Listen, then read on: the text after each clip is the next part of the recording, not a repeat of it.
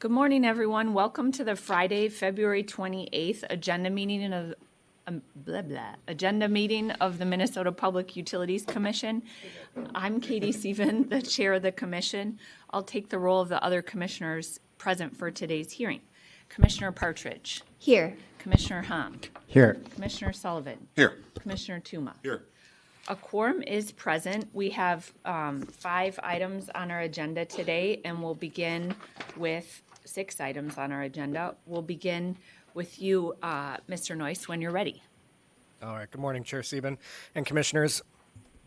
Item number 1 is docket number E017, E229-SA-24-409, involving Detroit Lakes Public Utilities and Otter Tail Power Company in the matter of the joint request of Detroit Lakes Public Utilities and Otter Tail Power to modify electric service territory boundaries. The question before the Commission is, should the Commission approve the transfer of territory from Otter Tail Power to Detroit Lakes Public Utilities? We have representatives from the Department of Commerce, Detroit Lakes, and Otter Tail available for Commissioner questions. Staff have no additional comment. Thank you very much. Do commissioners have questions for the department or the parties? I have a question for Otter Tail.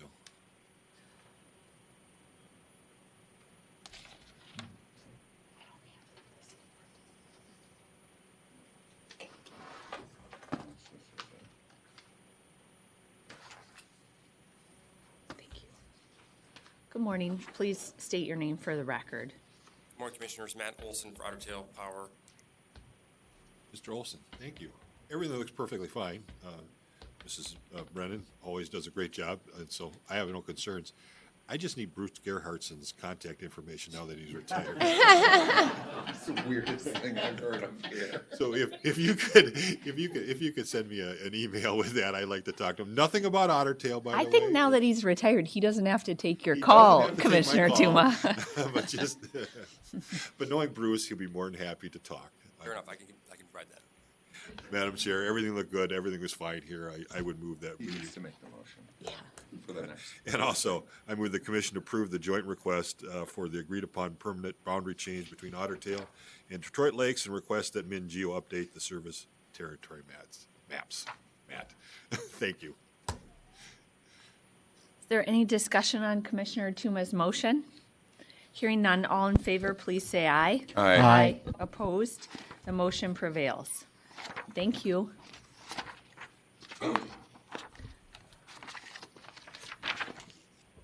Agenda item number 2, Mr. Noyce. Yes.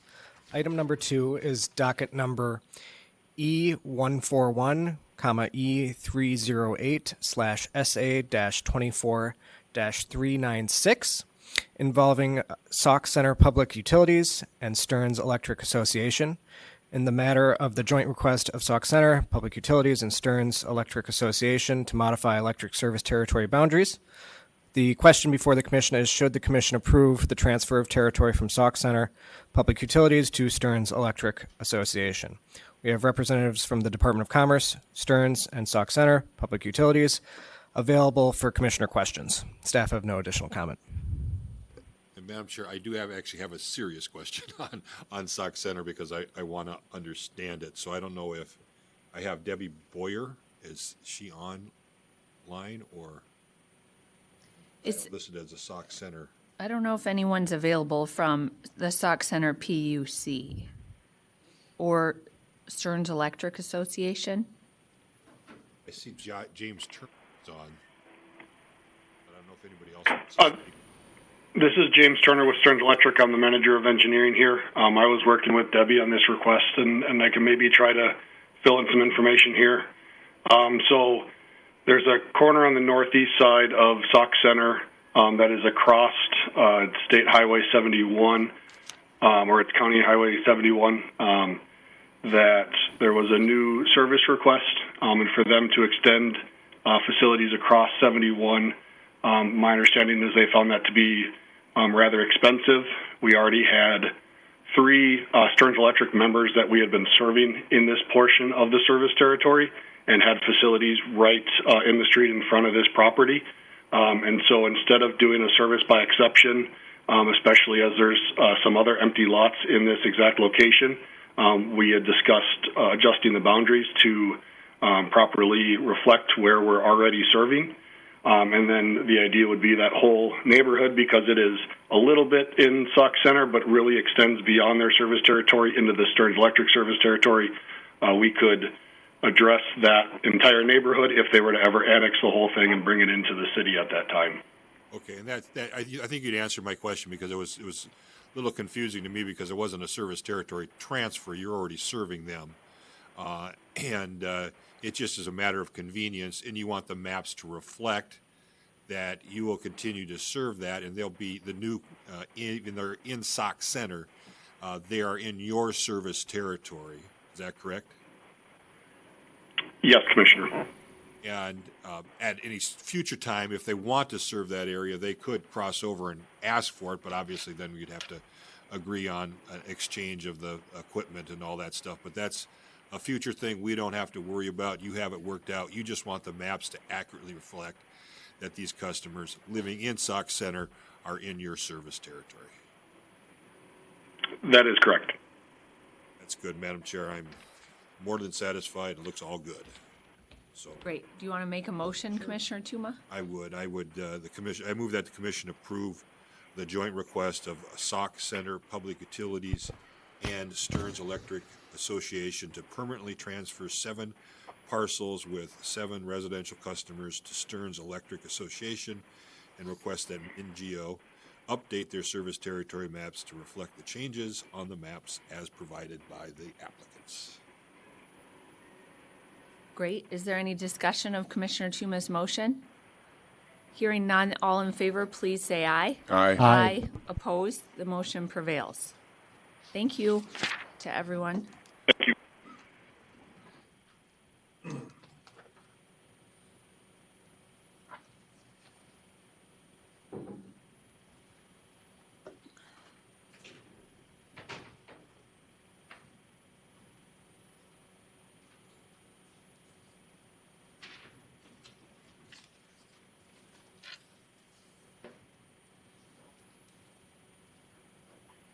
Ms. Pham, when you're ready, please introduce item number 3.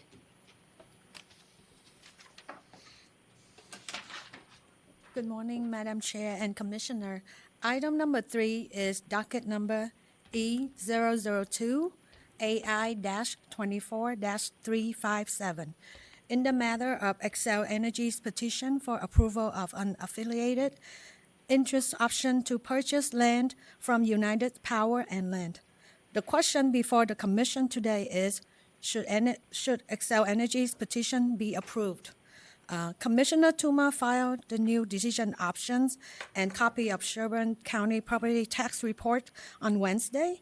These documents have been provided to commissioners, and hard copies are available in the room today. Staff and parties are available for questions. Thank you. Good morning, Mr. Harris. I think you're going to be called on, so why don't we start with you identifying yourself? Good morning, Chair Stephen and Commissioners. Matt Harris on behalf of Xcel Energy. And then online for the department? Good morning, Chair, Commissioners. Mark Johnson with the Minnesota Department of Commerce. Great. Commissioner Tuma. Mr. Harris, I'm sure you saw the decision options. I don't want to talk about 2 at all. It's only there for you to save face if you want to just say that what it's going to be, and you don't want to listen to me give you long-winded questions around me being a backwater attorney from Northfield.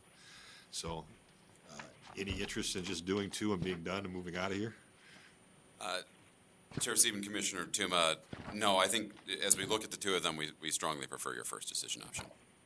And let's talk about that. I'll be honest with you, obviously I had a couple swings in there about bevies of attorneys and all of that, but this is in my wheelhouse. This is what I did for a living for a number of years. And so as I look at this, my concern was in reading the appraisal, which of course has all the legal indications that it was an appraisal and all that stuff. I won't go into it. I know these things. I've been around them. I've used them. I've hired appraisers for purposes that I wanted to get the number higher for my clients. Usually that's my job. It's working for representing a client who's trying to sell or working against eminent domain action, so I've done that several times. So I get what's going on there. It's not surprising to me what's happening. But I can tell you, and I just want your response to it, because it really bleeds into our discussion on the docket where you sold to the data company, is that I somewhat lost my faith in your appraisals. When I looked at the appraisal and I dug into it, it somewhat bothered me to see that we had an appraisal that you were locking in on, which was right next to it. I get that. I would have made that argument, that this property looks more like any other property, but it was one that you were buying, which of course in the utility mind says, well, that's a tainted sale. Okay. And then I have these 6 other ones that are significantly lower, okay, on average, that seem to be more reliable as for what ratepayers should be paying. It kind of almost strikes me as insider trading that the shareholders who bought this property next to this development, okay, are benefiting from that sale. And it caused the old attorney to me to start asking questions. And so honestly, I've kind of lost faith in that appraisal. I've lost faith in the appraisals. My guess is that probably the 7th appraisal, number 7, was probably appraised by that same company. And so you can see how my legal brain starts to spiral saying, I have questions. And so my attempt with decision option 1 is let's have an analysis of this sale, a little closer analysis to provide me better information from another appraiser. That's basically what I'm saying. I do want you to answer, to some of these costs, because I also, as a small town private attorney, I think title insurance is the biggest ripoff there ever existed, but that's a separate thing, okay? So just deal with this, my loss of faith. At least 1/5 of your judge and jury has lost faith in the evidence that's in front of me right now. Yeah. Chair Sieben, Commissioner Tuma, I think, let me just take like a big step back on what we're trying to do here. So this is land that we are transferring from UPNL, which is a subsidiary of Northern States Power that was created back in the 1920s to acquire land that we would then use for, power plants that we were building from the 20s to functionally like the 70s, around when Sherco was built. And we'd acquire land through UPNL because you'd acquire what you could acquire, and then we would transfer the portion that we actually needed to use for the power plant or substation or whatever it was, so that not so much property is sitting on Northern States Power's books, right? So that you don't have that much that's in rate base. It sits off that on UPNL's books. What we're doing Perfectly here, fine. right? Perfectly Yep. fine. What we're doing here is when we were looking at I forget which LRTP line this is, but when we were building that LRTP line and sort of designing where it was going to go, this was the optimal place to put a substation. It could have been other land. We looked at other locations, but this was the best for our, transmission lines coming in, proximity to Sherco, and so on. I'm going to stop you right there, and I have no problem with all of that. But I think one of the things that bothered me was this upward assessment, a significant upward assessment based on the land sale, and it was right next to Sherco. Okay, that your shareholders should benefit from that. That there's everybody knows when you sell to a utility, there's going to be a little bump up. And that's the part from the whole purpose to me of the affiliated interest agreement or agreement type approval by us, is to make sure that you're not, I drove Commissioner Sullivan crazy last time I used the word gold plating. I'll call it silver plating, okay? That you would get a bump up for this, and that's what the whole purpose of that was there, and that you really should be valued more as what it is for agricultural use, not that you get this benefit being next to. And so when I was reading the justifications for why I should jump to this higher valuation, that was the one that really set me off, that it started to look like it was violating the whole spirit behind the affiliated interest agreement. Do you see what I'm saying? Not that it's wrong, but that's what kind of caught my eye. Chair Sieben, Commissioner Tuma, I do see what you're saying, but I want to walk into sort of like how we ended up doing this. I don't know that it's going to allay your concerns, but I want to walk through what we did and why we did what we did. So recognizing that this is the land that we want to use for the substation, again, had it been someone else's land, we would have engaged in obviously an arm's length transaction with them to acquire that land. Because it was ours, what we did is we went to an appraiser and said, tell us what the fair market value of this property is. We didn't tell them what comps to look at. We didn't tell them what methodologies to use in setting that appraisal. We just said, please appraise the land. I can't get into, and it's one of the reasons I didn't want to support decision option 2, is because I don't want to play around with sort of the inputs into that specific appraisal. But I understand that you may have concerns around whether that's coming out, and that is actually the fair market value of what the property is. I hear that loud and clear from you. And so if you wanted to have another appraisal on it and look at what this land looks like from somebody else, we're supportive of that. We just want to make sure that the way that this is being transferred at what's going into sort of the costs that'll be in that line and what's being paid for it is the fair market value of that. We did that through this prior appraisal, but there are other ways to look at that. There are other appraisers out there. We think this is a really good appraiser. We think that his credentials stand up, but understand that you've got questions and willing to work with you on that. Yeah, and I am a skeptical attorney. That's what I'm paid to do. That's how I made a living questioning these things. And I did it at workers' comp, so I was questioning doctors, not appraisers, and I got good at it, and I got good at seeing their weaknesses because, frankly, if I were the appraiser, I would want to make sure you're happy because you're probably one of their biggest clients. And so, that's just the reality. And I made a living off of knowing that existed out there, okay, and having to work around it. And so it doesn't surprise me, but given the whole scenario where we sit today and with what has happened in other places and other things, I have that concern. My mind is, again, I'm only 1/5 of this that you got to worry about, but my mind is seeing this, and now I am questioning the value of those appraisals, and they need to be nervous about that. That's their problem. I know what you were doing. I don't think you're doing anything nefarious, okay? But when I look at this appraisal, it definitely, every time there was a turn to benefit you, they benefited you, okay? And not the ratepayer, okay? And that's the way I read that appraisal, and that's the way I would have read it if it was a deposition from a insurance company's doctor, okay? Which I would have probably investigated very carefully. I haven't done any investigations. I don't know anything about their reputation, okay?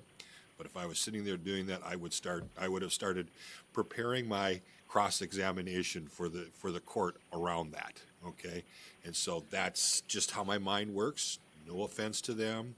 That's what I was paid to do, and I made a good living doing that when I did it. So I just have a lot of questions and concerns here, and I will have a lot of questions and concerns going forward. When I look at these, I will look at them much more closely now that I've seen what's happened. And so that's what's generating in my mind. So I don't know if you have any changes to decision option 1. I'd be open to them, but I just want a closer investigation by Mr. Johnson and his team to look at a different way of doing this. And I'll ask him a couple questions in a second. But Yeah, Chair Sieben, Commissioner Tuma, I mean, again, backing way out, our main concern here is just making sure that we can build this line, right? That's the main thing that we're after here. We're not, frankly, in the business of engaging in speculative land transactions. That's not what we're focused on. Our focus is building the LRTP line. But recognizing that, we don't have any suggested changes to decision option 1. And Madam Chair, if it's okay, Mr. Johnson, I have no problem with the work that you did. You're doing a good job. So I hope you don't take this as a critique. I dove into looking at this, from my old lawyer position, and saw things in the appraisal that just kind of set me off, given the circumstances. And so I'm not questioning your guys' hard work. I understand this is, a decimal point on the end of a rate case, way down from the decimal point. But I just want to make sure you're okay with going ahead and doing a little bit deeper dive into this and start asking a few questions about some of this stuff. And just given the history where we're sitting today, are you okay with that? Or any changes that you would like to the decision option? Well, thank you, Chair Seed and Commissioner Tuma. Thanks for the kind words. We did look at this. We asked IRs, we got appraisals. We looked at the comparables, and we saw some were higher, most were lower, I agree. And in the end, we recommended approval. I understand your concerns in looking at your two options. I think the department would prefer or wouldn't oppose decision option 2. Decision option 1 asks us to go back and look at more appraisers and all that, and that's going to take time. And there's some pretty big benefits associated with these transmission lines, as Excel noted. And I guess I'd be concerned with delaying that to dig into, as you said, these are, pretty small numbers, especially the closing costs. So the department's preference would be decision option 2, if we had to pick from the two. And I appreciate that. Mr. Harris, I can't imagine the fact that you're already owning the property, that this is going to slow your process. It's not a question of whether you're going to access it or we have to go through eminent domain to get it. It's just a matter of price at this stage. Chair Stephen, Commissioner Tuma, that's right. We don't think this changes the project schedule for the line. And I hope it doesn't slow your work down, Mr. Johnson. And I hope you understand the commission's overall concern that's going on here, and it just helps alleviate some of the shock that we've had with some of the appraisals that we've had in the past. And I think a closer look by the commission looks good at this stage, and it's probably appropriate. So we know it's more work for you, so I apologize for that. Commissioner Sullivan? Thank you, Chair Sieben. Mr. Harris, when was the appraisal completed?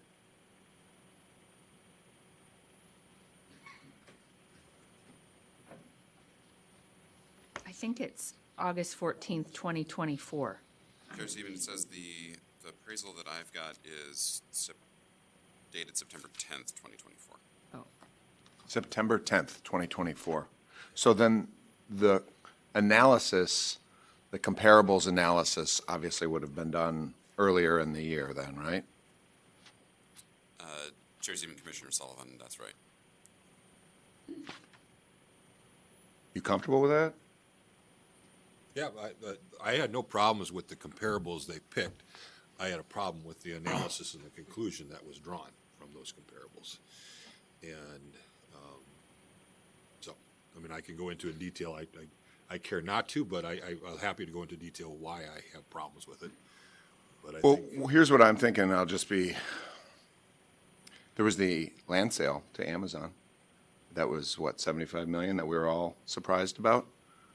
How would that comparable was not included in this, right?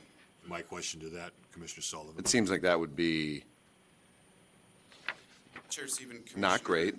Commissioner Sullivan, that wouldn't have been included in this. I don't know that I'm not an appraiser. I don't know that would be a comparable to this sale either. They're differently situated parcels, even though they're close together, but they're differently situated parcels with respect to sort of utilities that are running to them and so on. But yes, there have been transactions that have happened since then. I don't know where an appraisal is going to come out right now, if that's going to push the value higher or not. Again, what we're looking for here, this is not games on our part. We're just looking to get the right value. I don't think it's a game on your part. I don't want to. I'm just a little concerned about. Just concerned.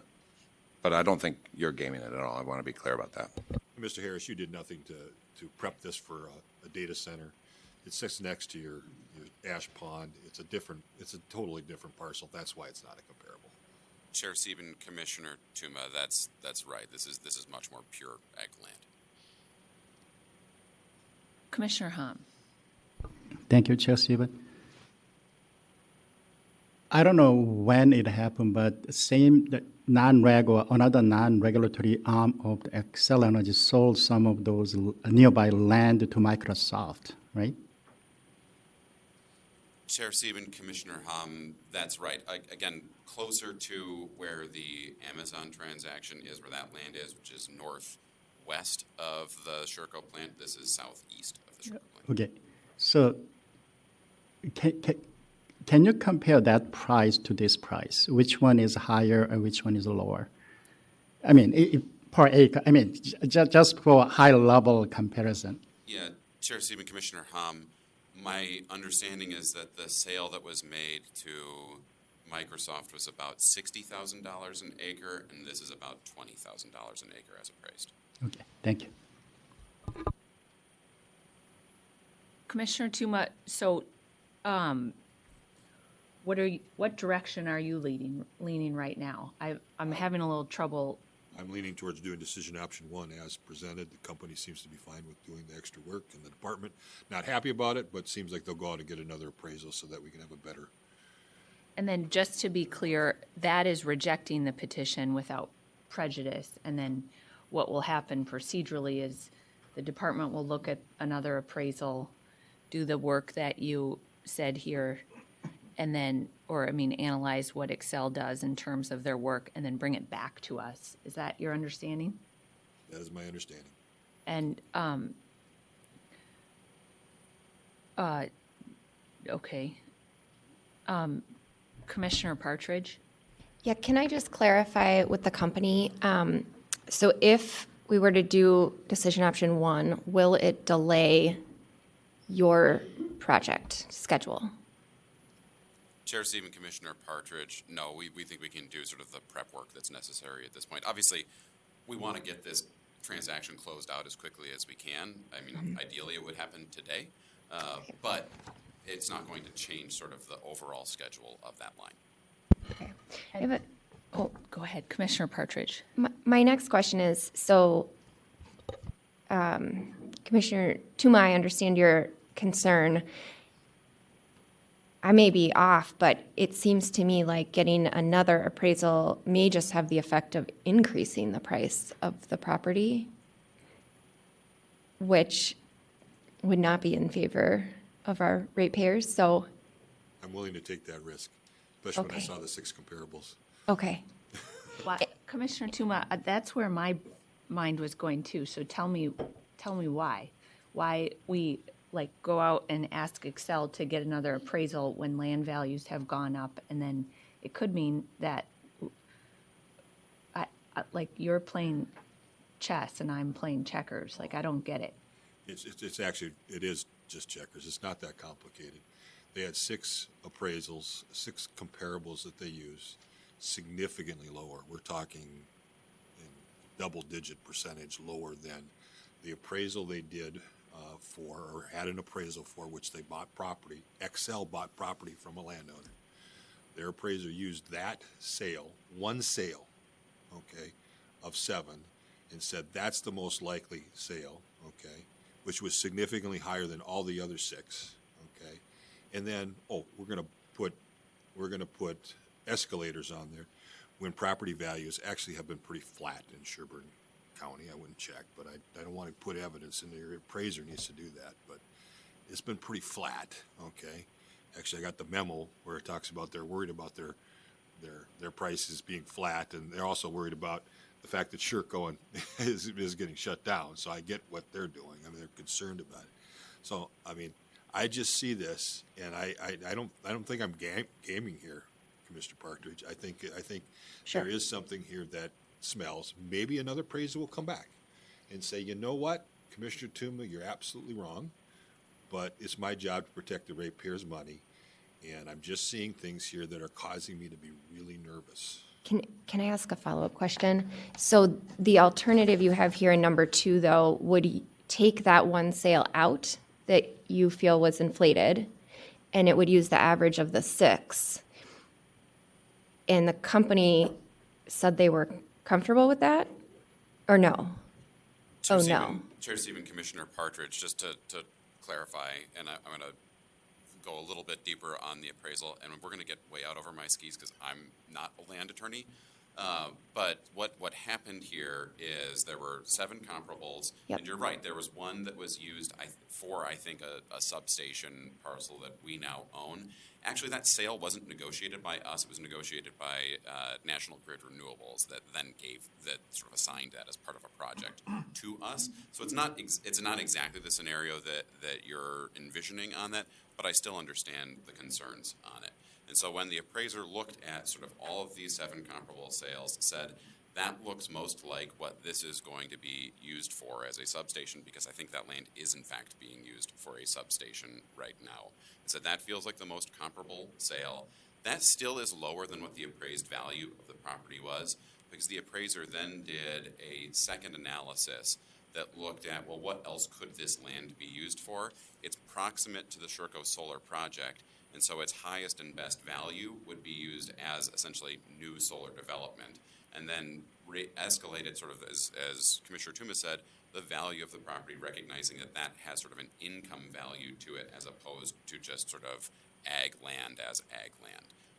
Again, I'm not an appraiser. I'm not weighing in on sort of whether that methodology is right or wrong.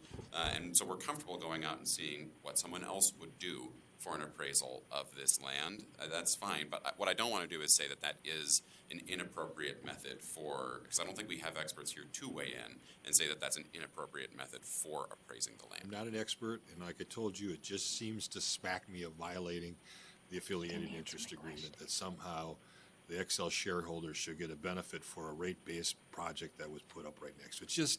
It just kind of sniffs wrong. I mean, and I've not done a full analysis. I'm just saying, as an attorney, looking at this, there are things, Commissioner Partridge, that just sniff wrong to me, particularly when the 6 other appraisals were significantly lower than the 7th. Yeah. Chair Stephen, Commissioner Tuma, I just wanted a yes or no. I'm just trying to catch up. Is the company uncomfortable with number 2? I never got an answer. Yes or no? Chair Stephen, Commissioner Partridge, we are not comfortable with that. Okay. Because I think it's playing around too much with the Great. appraisal. Yeah. Thank you. Okay. Commissioner Partridge, it's the attorney walking into the deposition saying, "Can we end this right now?" And I'll pick the number that looks good to me. So, Okay. But I don't want to get in negotiation. That's not fair. That's not what we're going to do. Okay. But if they were comfortable with it, I'm willing not to spend more time talking about it. But they weren't. So, Okay. Got it. Commissioner Sullivan. Thank you, Chair Stephen. If the appraisal were to come back and it were higher, could we just cap the amount at 1.6 with the company, or how would the company respond? Chair Stephen, Commissioner Sullivan, I think there are a variety of ways that you could do this. You could take the average of the 2 appraisals. You could put a cap on it.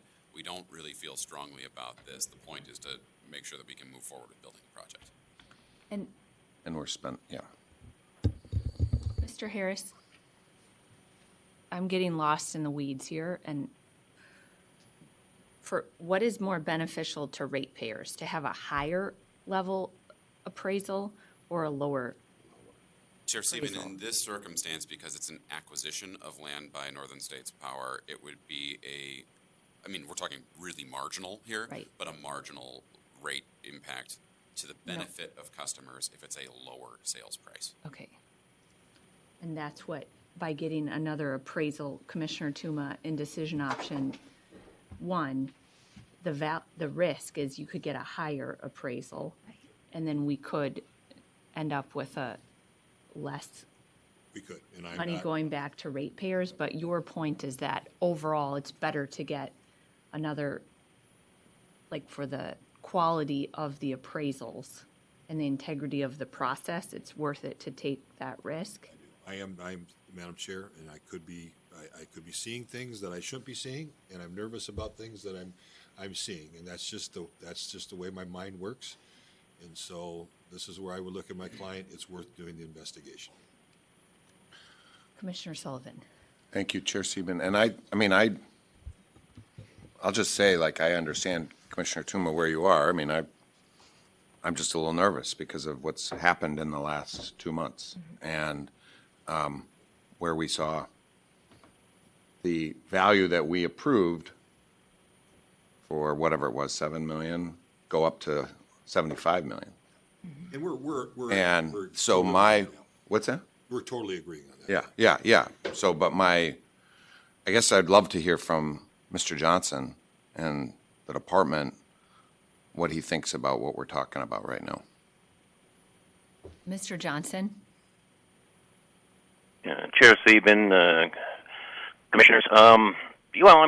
Basically, I'll just reiterate what I said before. We really prefer, decision option 2, because it wraps this up, and we don't have to go back and do a bunch of additional work. But I mean, that said, I mean, that is our job, and if that's what the commission wants, we'll do it. Okay. I mean, I guess what I would say, Commissioner Tuma, is like, I mean, I don't know if I heard from the company what you would be, where you would be. Say the appraisal comes back and it's more. Would the company cap it at the 1.6? Chair Stephen, Commissioner Sullivan, I think we would be fine with that. It's not, there's no strong feeling here on this. It's just want to get the land transfer done. I agree with you. Yeah. Okay. Well, Commissioner Tuma, And it's your just motion. a conclusion. I mean, I am nervous the same way you are, Commissioner Sullivan. I'm not worried about this property for various reasons. What made me bothered by all of this is that we were led to believe, based on information, that our appraisals were accurate. Yeah. And that's the part that is causing me to be very nervous, and I think it's worthy for us to question it at this stage. That I totally understand that and appreciate that. I do. Maybe I have some language here that I would propose adding to your amendment. So Commissioner Tuma's decision option Yeah. 1. Yeah. Do you want to read it or put it on the screen? Yeah. I think Ms. Gretz is. Send that to Mr. Blodgett. Gretz Blodgett Law Firm are hard at work.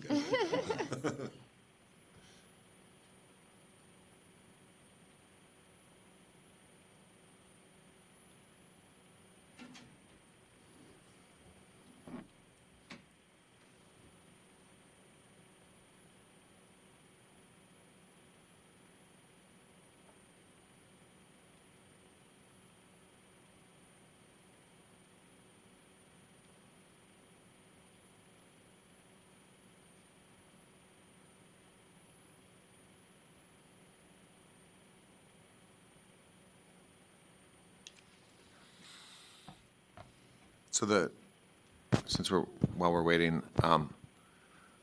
the company that holds the land is an Xcel Energy affiliate as well, right? So its, I suppose, earnings report up to the mothership. Is that the way that I should think about it? Chair Stephen, Commissioner Sullivan, yes, it's a wholly owned subsidiary of Northern States Power, Minnesota. Okay. And so functionally, the way that this transaction, I think, would work on our books is that proceeds from the sale, gains from the sale, would go to UPNL. Eventually, that would be dividended up to Northern States Power, and eventually that would be dividended up to the holding company. Got it.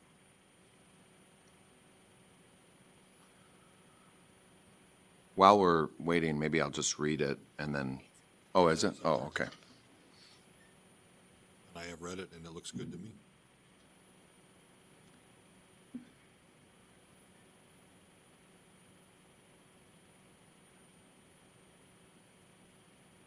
Okay. Mr. Harris, how does that? Chair Stephen, Commissioner Sullivan, I think this is fine. I don't feel strongly about it. I guess the only concern that I've got is sort of this feels like a very one-off situation that we're dealing with. I know that we're going to be talking about an appraisal again on different land later from a different perspective, but I don't want to create necessarily precedent that this is the way that we should be handling transactions like this for all time. I agree with that. And I do think, too, like one thing that's interesting about this in particular is that these transmission lines are the very reason that this land is valuable. So, it's, like that's the part that cuts. That's the part that cuts me. I know what you're saying, Commissioner Sullivan, but it just seems to me that was what the whole reason why we have the affiliated interest statute, so that they can't use their inside knowledge to position themselves to get property value that increases significantly. I don't think that's what was happening here. Okay, they bought it in 1920 or whatever. I take him at his word. I don't think that's what was happening, But I think that's the lens that we as regulators need to look through that at, so that the company is not getting a windfall from this situation. And that's what, and I'm not saying they are, I just want to examine it. And yes, I don't want this to be precedent setting, but I also am going to continue to take a closer look at appraisals. And so your appraisers need to know that there's something about this one caught me wrong. Maybe they're perfectly right and they can justify it in a court of law if I ever got there, but I'm not going to go there. We're not going to go there. I just want you guys to do the right thing and take a closer look. And I'm fine with this language. So, Madam Chair, I would move my decision option 1 with the Sullivan adjusted language. Just checking with you, Mr. Johnson, we know it's not what you prefer, but do you have any concerns with the new language that's on the screen?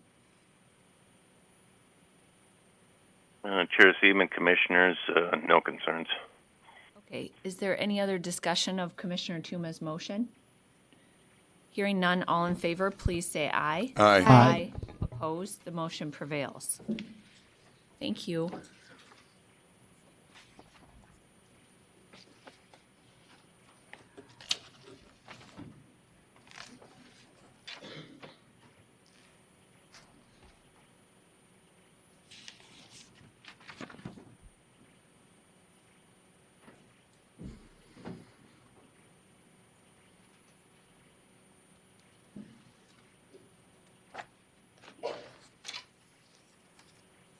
Mr. Warbelow, welcome. Please introduce item number 4.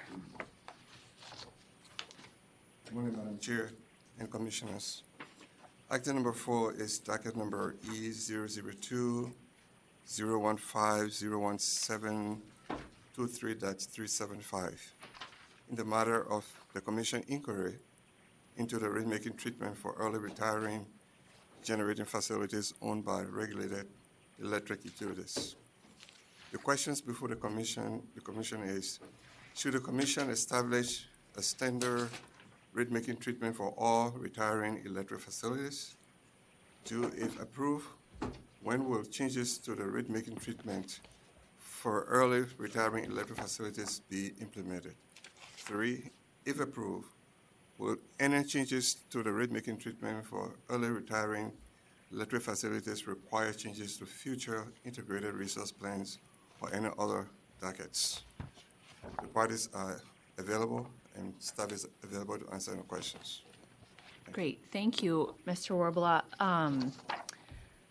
Commissioners, who would like to begin with questions here? Commissioner Sullivan.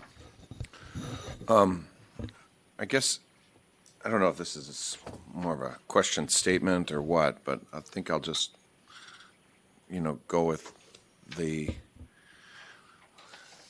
think it's, when I look at this docket, and I appreciate the work that staff did, it was very helpful, and I thought the decision, or it was well laid out, and thank you, Mr. Warlola, to the work you did on this.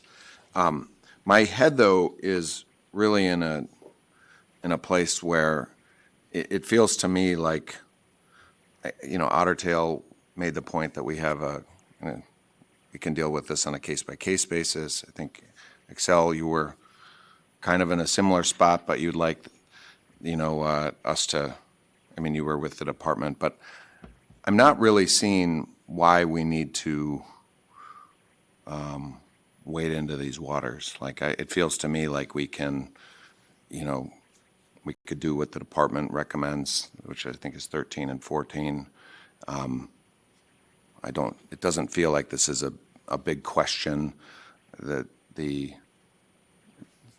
it's a case-by-case issue, and, it comes up, it's highly factually intensive, and we make a decision. So I guess I'll just put it to the company and then the department and maybe the OAG, kind of talk me out of that or talk me into that more. I just don't see the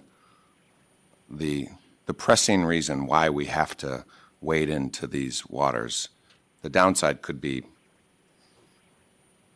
I don't see what the risk reward is.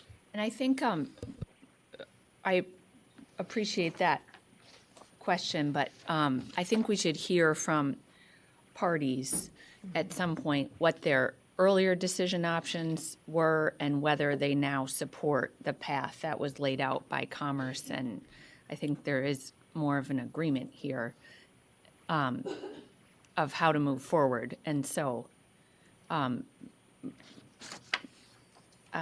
is your question to? Mr. Harris first? Yeah, I guess. But Since we didn't really have opening statements, I'd just kind of like to, I was kind of setting it up so I'd just hear from people briefly on it. okay, let's, Mr. Harris. Mr. Harris, you can start. Chair, this evening, Commissioner Sullivan, Matt Harris on behalf of Excel Energy. I'll take that. I think you're right. I don't think that this is a hugely pressing issue. I think that the framework that the Department of Commerce has laid out, decision options 13, 14, and I would also add on to that 15, I think is probably the right way to go forward at this point. We've got a structure for dealing with these kinds of issues, and we've been dealing with these kinds of issues for decades. You know, we look at depreciation of plants over time. We look at what the expected life of a plant is over time, consistent with Minnesota law, consistent with Minnesota rules. We align that depreciation with the expected life of the plant at those points in time when we're reviewing them. The reason that this got kicked off is coming out of our last rate case. We were looking at the issue specifically of the accelerated retirement of Sherco 3 and the accelerated retirement of the King plant. And there were, you know, if you just did that accelerated depreciation in that case, that was going to push up the costs of that asset onto, you know, into rates in that case, which is why we said, let's take a holistic look at that, because we proposed two options. We said, look, you can do that. That's consistent with how we've been doing these plant retirements forever and these lives of plants forever. Or we could do something different that would smooth out that rate impact, like a regulatory asset that extends out through the remaining life of those plants.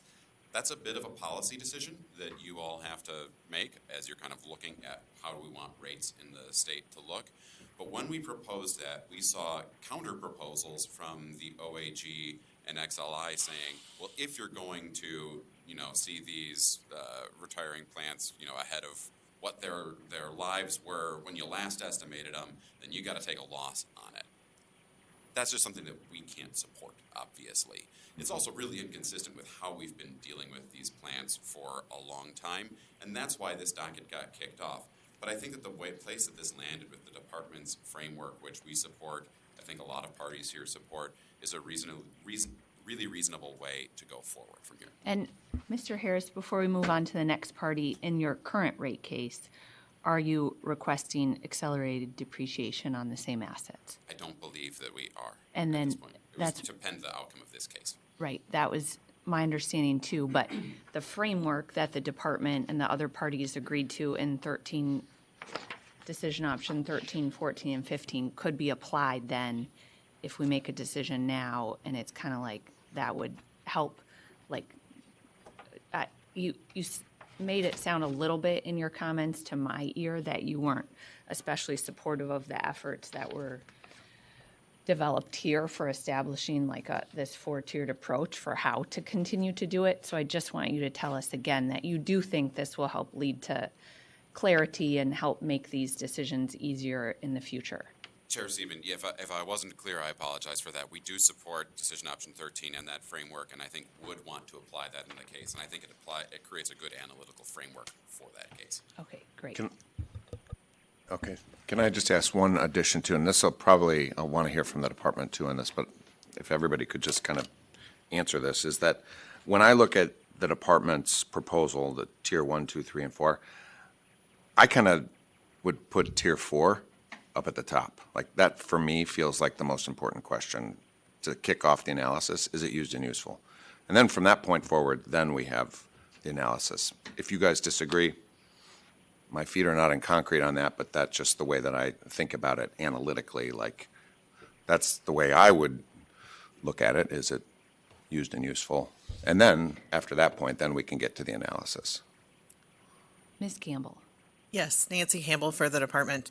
Actually, in Tier 1 and Tier 4, we have that language. If you look at Tier 1, data gathering, is the plant used and useful, plant size, original date of the retirement, impact on ratepayers, and has the utility prudently operated the plant will also be considered.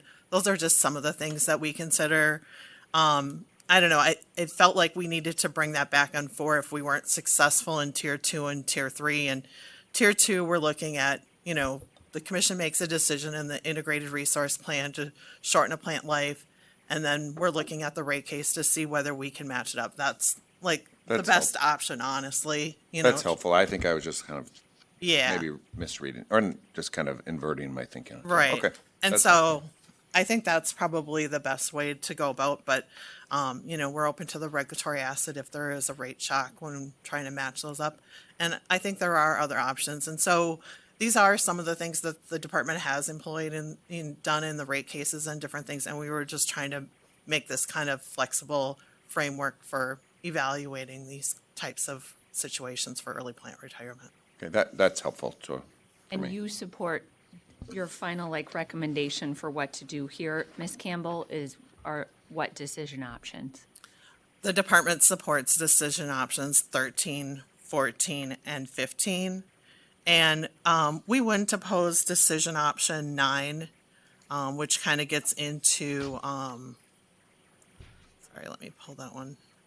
Federal funding? The federal funding. I mean, that is an aspect that we would do under our 4-tier, but it is an important one, and we are always asking questions about that to make sure that, we're trying to mitigate costs as best we can for ratepayers. So That would kind of be incorporated into the data gathering phase 1, but you'd want more language about federal funding in that phase 1? Yeah, that's why I think 9, if you added 9 to that, to 13, 14, and 15, it might be just highlighting that because I think that is an important goal. Okay. Ms. Campbell, how does the provision in 216B.16, that subdivision 6 with the may allow for recovery if it's, it's shut down due to policy, federal or state, how does that fit within the framework? The way we have been interpreting that is, well, obviously May is provisional, so the commission has some flexibility on it. Usually we've taken a position that if the decision was made in the IRP to do the plant and it was a prudent decision, then we usually are granting recovery, supportive of granting recovery of the net book value. But we haven't always been supportive of the return. That's the one that we think we have some flexibility on, depending on the circumstances. If it's not used and useful, if the plant's already retired, we have been arguing that no return is probably more appropriate for rate-making purposes. Okay, thanks. I don't want to, I feel like I'm taking over. Let's hear from the parties where their final recommendations are, because I think you brought up a good point at the beginning that some of the decision options that were at the beginning of this process might be, parties might be supporting 13, 14, and 15 now, but we're not sure. So, Ms. Lee, do you want to go next, please, and state your name for the record? Good morning, Chair and Commissioners. Amber Lee with Stoll Reeves on behalf of the Minnesota Large Industrial Group. We support the general framework. As the department shared, this Tier 4 approach in 13 provides some flexibility, but MLIG would prefer decision option 12, and we think that gives more flexibility than 13. So, and we support 7 through 12, but actually I think 12 incorporates 7 through 11. So 12 is the one we support, and as the department noted, there are other options. I think the track 4 approach kind of assumes accelerated depreciation, and we think it should be a more open-ended analysis. Mr. Schultz, please state your name for the record. Morning, Madam Chair and Commissioners. Peter Schultz on behalf of the Office of the Attorney General, Residential Utilities Division. The OAG's preferred decision options remain 15 through 17. We acknowledge that, the Commission is going to make these decisions on a case-by-case basis in future rate proceedings. So I think, we'd prefer the Commission just adopt 15 rather than a framework. I think potentially some of the parts of frameworks raise questions for us, maybe add complexity that's not necessary at this point since we're not in a rate proceeding. But I think so, and I think maybe our biggest potential discomfort with accelerated depreciation is that we don't think it really answers the central question of this docket, which is who bears the risk of investments needing to be retired sooner than was assumed when they were put into service, sooner than it was assumed throughout most of their life. We know from looking at the utilities 10Ks and from setting ROE in rate cases that the risk of stranded assets is something that utility investors are compensated for. So we certainly agree with the department and others that a post-retirement rate of return should be off the table, and we think that's what 16 does. We think the commission could make that finding now and sort of put down a marker that that ratepayers are not going to be unhooked for that, and that's consistent with your decision in Taconite Harbor. But getting to the stranded asset balances, I understand, is going to be more case by case, and whether accelerated depreciation might make sense. I mean, it could. I think, as the department said, it's really going to depend on the rate impact of it, because the rate impact of this of sort of shifting stranded asset risk to ratepayers becomes too great. You're actually going to risk a public backlash potentially against the energy transition, which isn't going to it's not going to help the cause. So again, our sort of preferred set of options would be 15 through 17. If the commission's not comfortable with all of those, I think 15 would be acceptable. And happy to talk more about the specifics of the other frameworks, but those were not frameworks that we support. You don't support the tiered framework, I think. Or I thought that was kind of 13. getting at 13 is sort of, in my mind, looking at it like very similar to your number 15, but we can ask you later, I guess, why it's different. I think one difference, at least in our read of it, was that it wasn't, we would prefer a clear statement that post-retirement rate of return is not recoverable. I think. Yeah, but that's 16.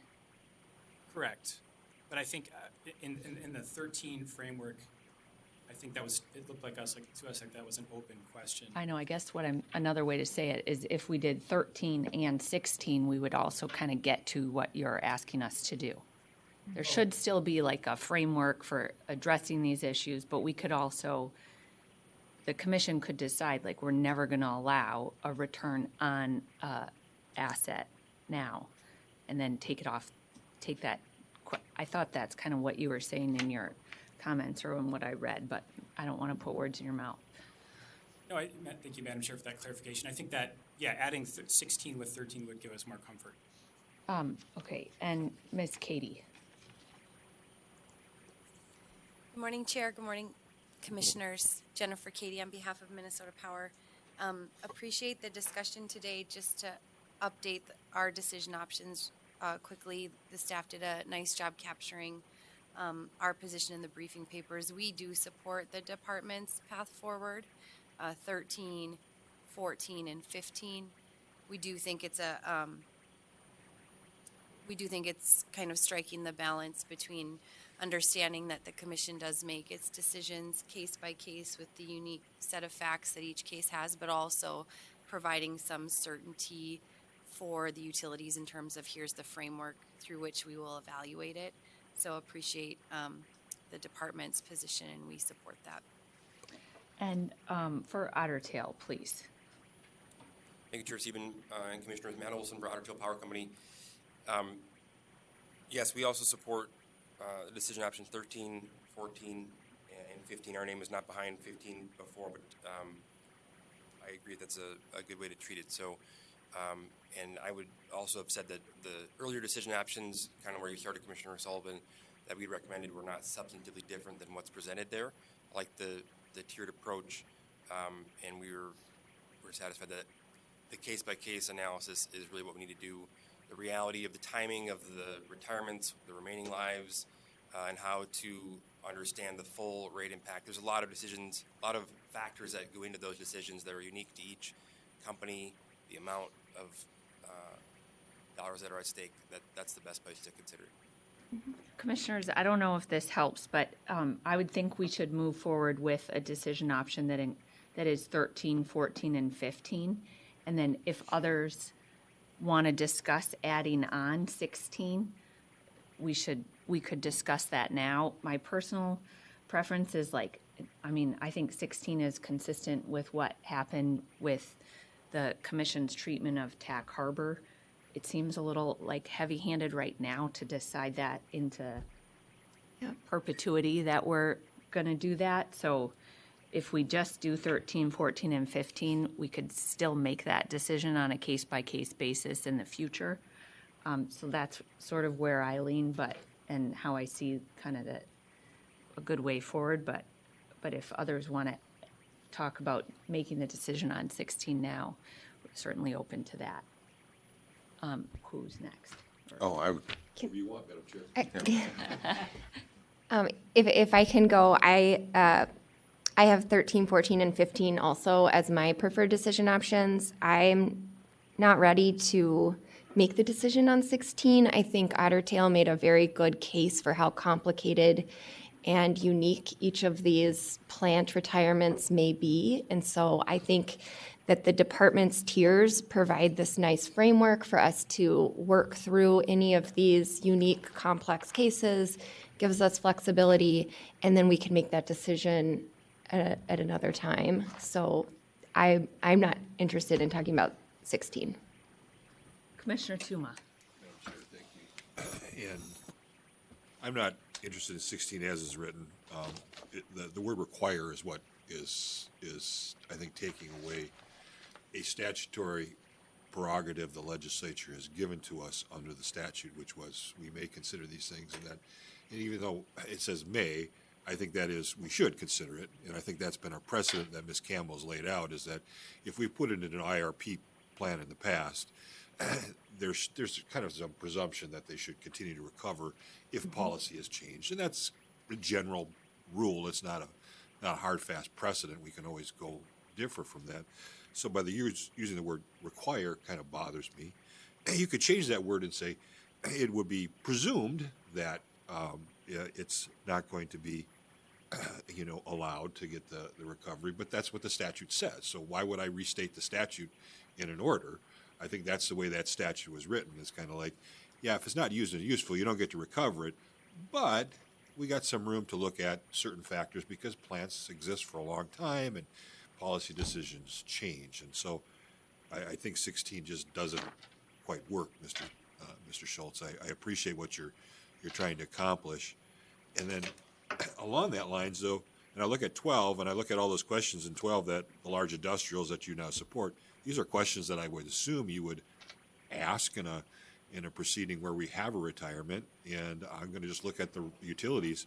If these questions were asked of you in a docket where there was retirement, you wouldn't say, no, these are out of bounds. These are legitimate questions that could be asked, right, Mr. Olson? Agreed.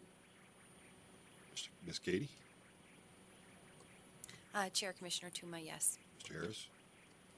Chair Sieben, Commissioner Tuma, right down the line, yes. Yeah, and so they are legitimate questions that I think fit into that four-step framework that's there. I would have probably put some harder language on this equity risk premium that you laid out. And I thought your arguments around the equity risk premium, Mr. Schultz, were really good. And I would have probably called that out in this language, but I'm not going to sit there and redraft it at this stage. I think it falls in there, probably under number 4, which is that catch-all. We got to look at the facts and circumstances. And even Ms. Campbell says we kind of lean towards not allowing rate of return, depreciation recovery, yes, but not rate of return. And that would be that debate that I think, Mr. Schultz, we would have, and it probably falls under that number 4. So I like your analysis of that, but I think it's there. Would you agree with me? Commissioner Tuma, Madam Chair, Commissioner Tuma, I think so. Which number 4 were you referring to? Sorry, a tier 4. Tier 4, gotcha. Tier 4 seems to be that catch-all. We're going to look at the unique circumstances and this argument that you would make that, look, they've got a pretty good return all these years, that they probably shouldn't get that full return in the retirement phase. That seems to fall into there. Madam Chair, Commissioner Tuma, yeah, I think we're comfortable that we can continue to make arguments that we've been making in future cases under this framework or whatever the commission would decide. I think that's what you're trying to say, Ms. Campbell, when you were kind of laying out what is kind of your rule of thumb, I guess, when it comes to retirements, that we can make those arguments, and that probably would fall under your tier 4 kind of. We got to look at the circumstances, and maybe a rate of return on this particular plant might not be fair. Yeah, I think that's true under tier 3 and tier 4. We're always going to check and see whether a return is appropriate. Madam Chair, I think you're nailing it right. 13, 14, and 15. I don't. It gives us that kind of flexibility, but doesn't say you're guaranteed a return. And then did Commissioner Tuma helping me with the federal funding piece and the other questions that are in 12, do you think we need language put in there into our decision to say that it should be included, or just kind of keep it broad? And to answer your question, I would agree with you that we don't need to take 9 or anything out of 12 and to push it into the tiers. We're going to analyze that, and the parties are going to analyze that. So I agree totally that we should look at that, but I don't want to get into a draft. You don't want to wordsmith it right now, yes. live? In this case, I know you that's don't, a first. but I know that's a first, but I'm just teasing. Commissioner Hom. Thank you, Chair Siebert. So, Mr. Schultz at OAG, yeah, I understand the risk premium concern, but which is already sunken cost, right? We already pay for. It's not going to change the future. But if we apply that logic, and now our utility is going to invest a lot of money in the capital because we are converting fuel to capital. Do you still want to pay that risk premium ongoing basis, or do you want to lower that risk premium as much as we can? Madam Chair, Commissioner Hom, that's a very good question. I think we certainly would like to see lower ROEs from utilities. Yes. That's why, borrowing your logic, isn't it better we give more certainty to the utility, and then we are removing their business risk as much as we can, and we can pressure that risk premium to go down? Madam Chair, Commissioner Hom, I think I agree to that with an extent, and I understand what you're saying. I think our position would be, though, that regulation can absolve utilities from all risks. I mean, in our view, the purpose of regulation is to sort of emulate the price discipline of a competitive market, not to insure all utilities' risks. So, I mean, certainly, I think there's some balance. There's a balance that can be struck, but I don't think we would agree that otherwise the utilities, there wouldn't be any rate of return if the risk was zero. But I take your point. No, I mean, they should deserve rate of return no matter what, because they are investing money, so they have to get the return. But thing is that risk premium portion. So what they deserve is one thing, and then risk premium due to the risk. If regulatory side create extra risk, always there is a cost to it. So there is no free lunch in the financial industry. If we create extra risk, there'll be a higher return for the utility. Otherwise, people are not going to invest the money.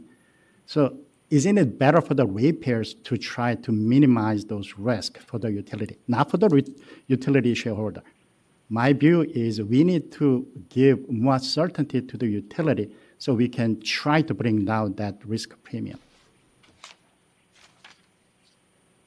Yeah, I think, Madam Chair, Commissioner Hom, I think I agree with most of that. Yeah, I mean, certainly it's something we want to look at in future rate cases to see, is the ROE being set properly, considering what risks they're actually bearing, what the regulatory risks are, because that's important for ratepayers, it's important for utilities. Okay, thank you. Yeah, along the line of that discussion, I can support your suggestion. I don't need any extra condition because as a regulator, we need to protect the ratepayers. One way to protect ratepayers is removing uncertainty to utility, extent we can, and then trying to pressure to get rid of those extra risk premium. I think that's the good thing for the ratepayers. So I think giving the framework and the flexibility to make sure that we are protecting ratepayers. So I would move in decision options 13, 14, and 15. And like my colleagues have indicated, thank the parties for your work on this. I know it's been a little bit of a long one, but it seems like we're landing in a good spot and folks are on board with it moving forward. So appreciate everybody's work here as well. Any other discussion on my motion? All those in favor, please say aye. Aye. Opposed? The motion prevails. Thank you, everyone. We'll take a short recess before we bring up the next agenda item of, how about until 11:20 p.m. We'll stand in recess.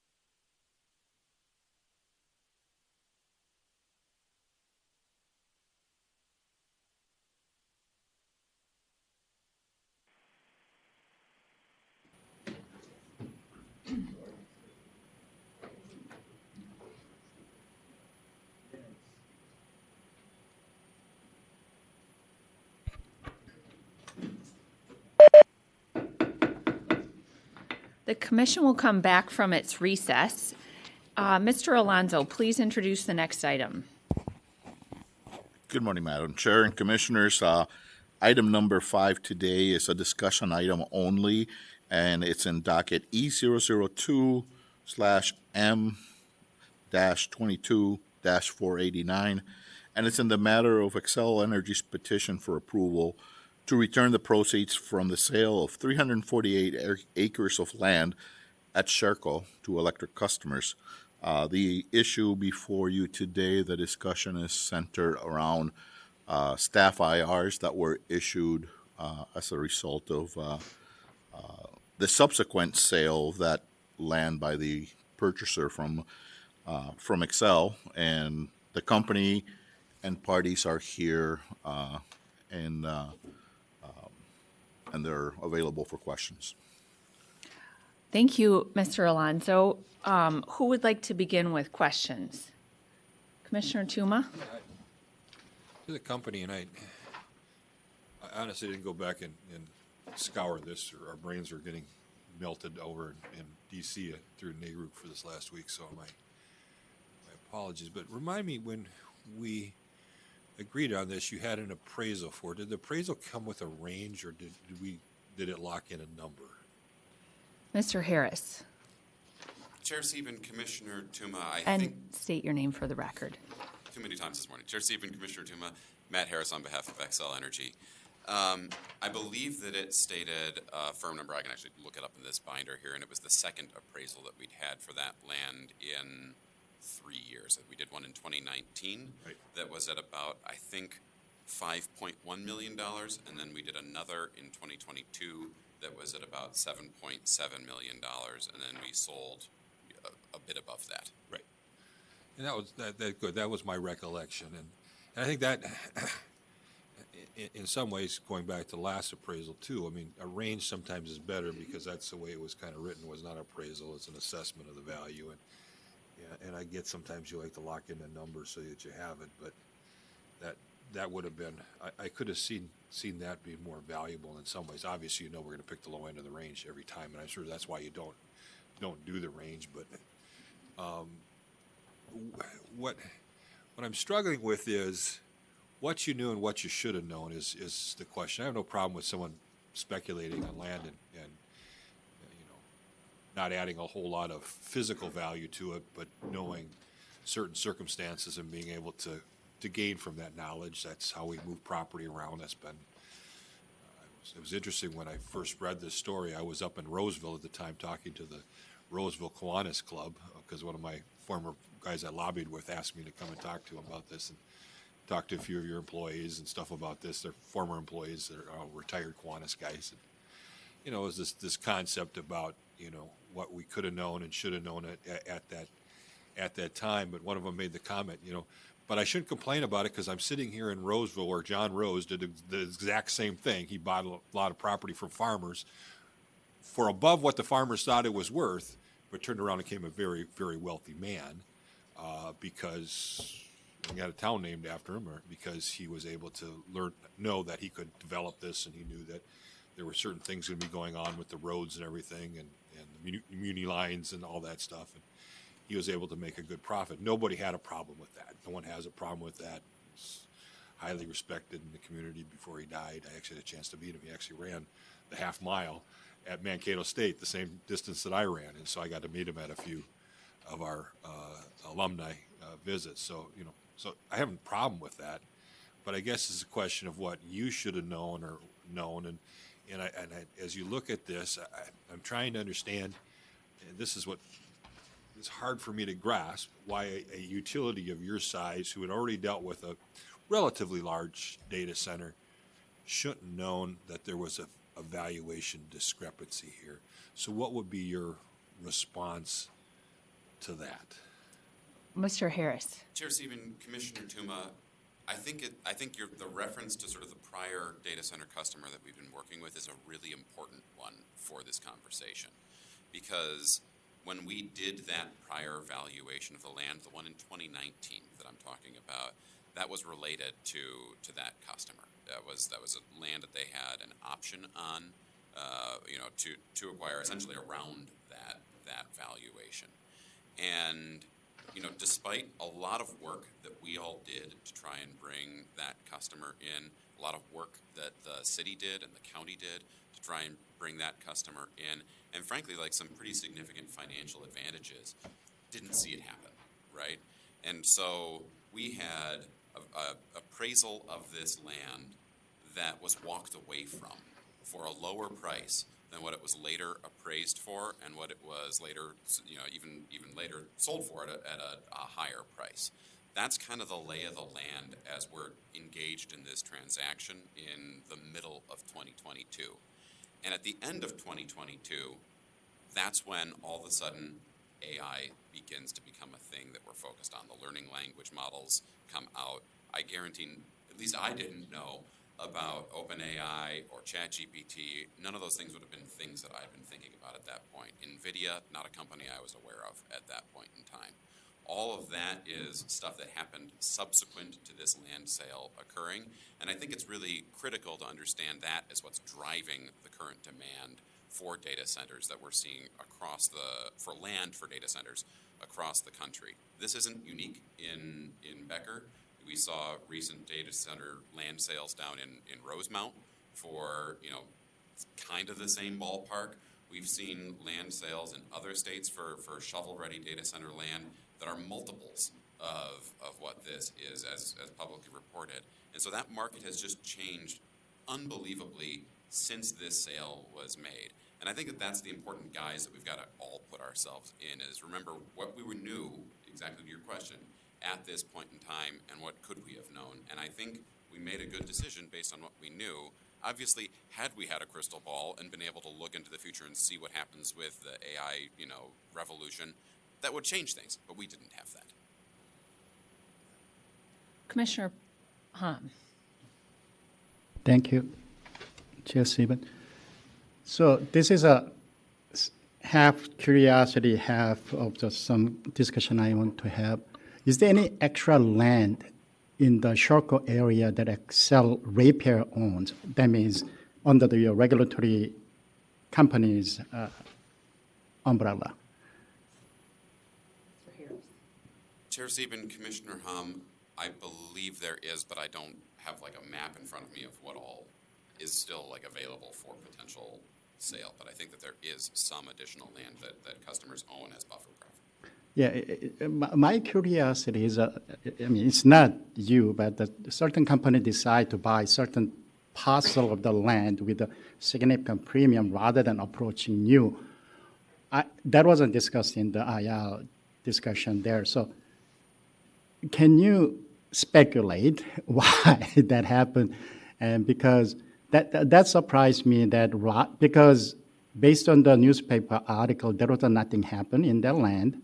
And still, the company approached the other company and buy at a significant premium rather than approaching Excel and trying to buy at the cheaper price.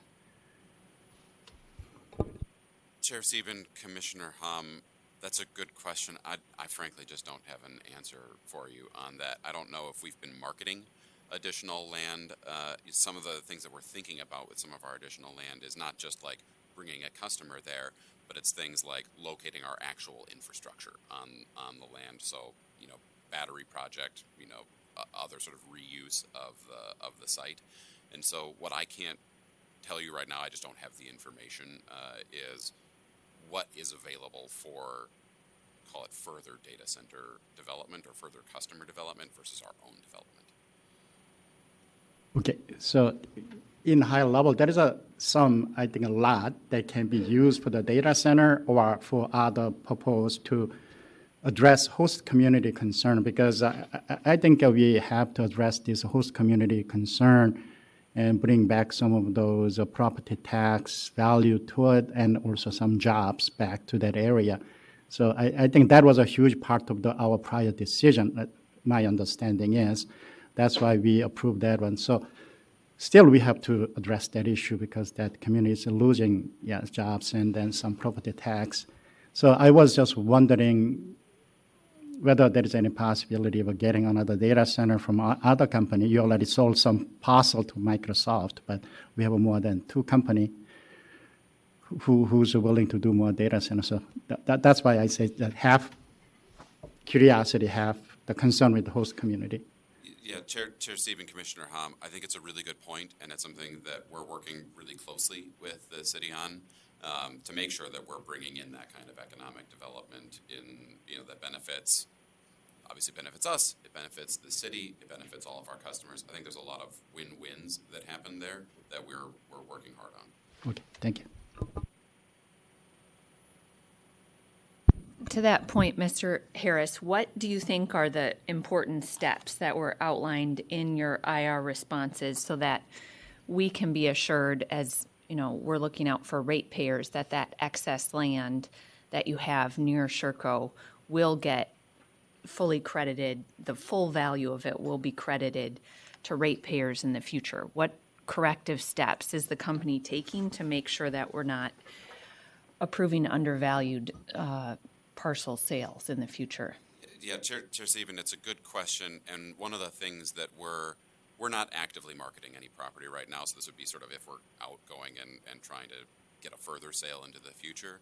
But one of the things that we're really seriously looking at is things like a price opener on the plant, a further appraised value of the land when you get, the way this was structured, right, was an option agreement in 2022. It was exercised by the buyer in 2024. And so things like a, relook in 2024 at what is the value of that property at that point in time is something that we're thinking a lot about. That goes both ways, and I think that's an important thing to keep in mind that, if you're locking in a price right now, it's based on what the value of that land is right now, and the land may deflate, right? That value could go down, especially if we're looking at really inflated costs at this moment in time.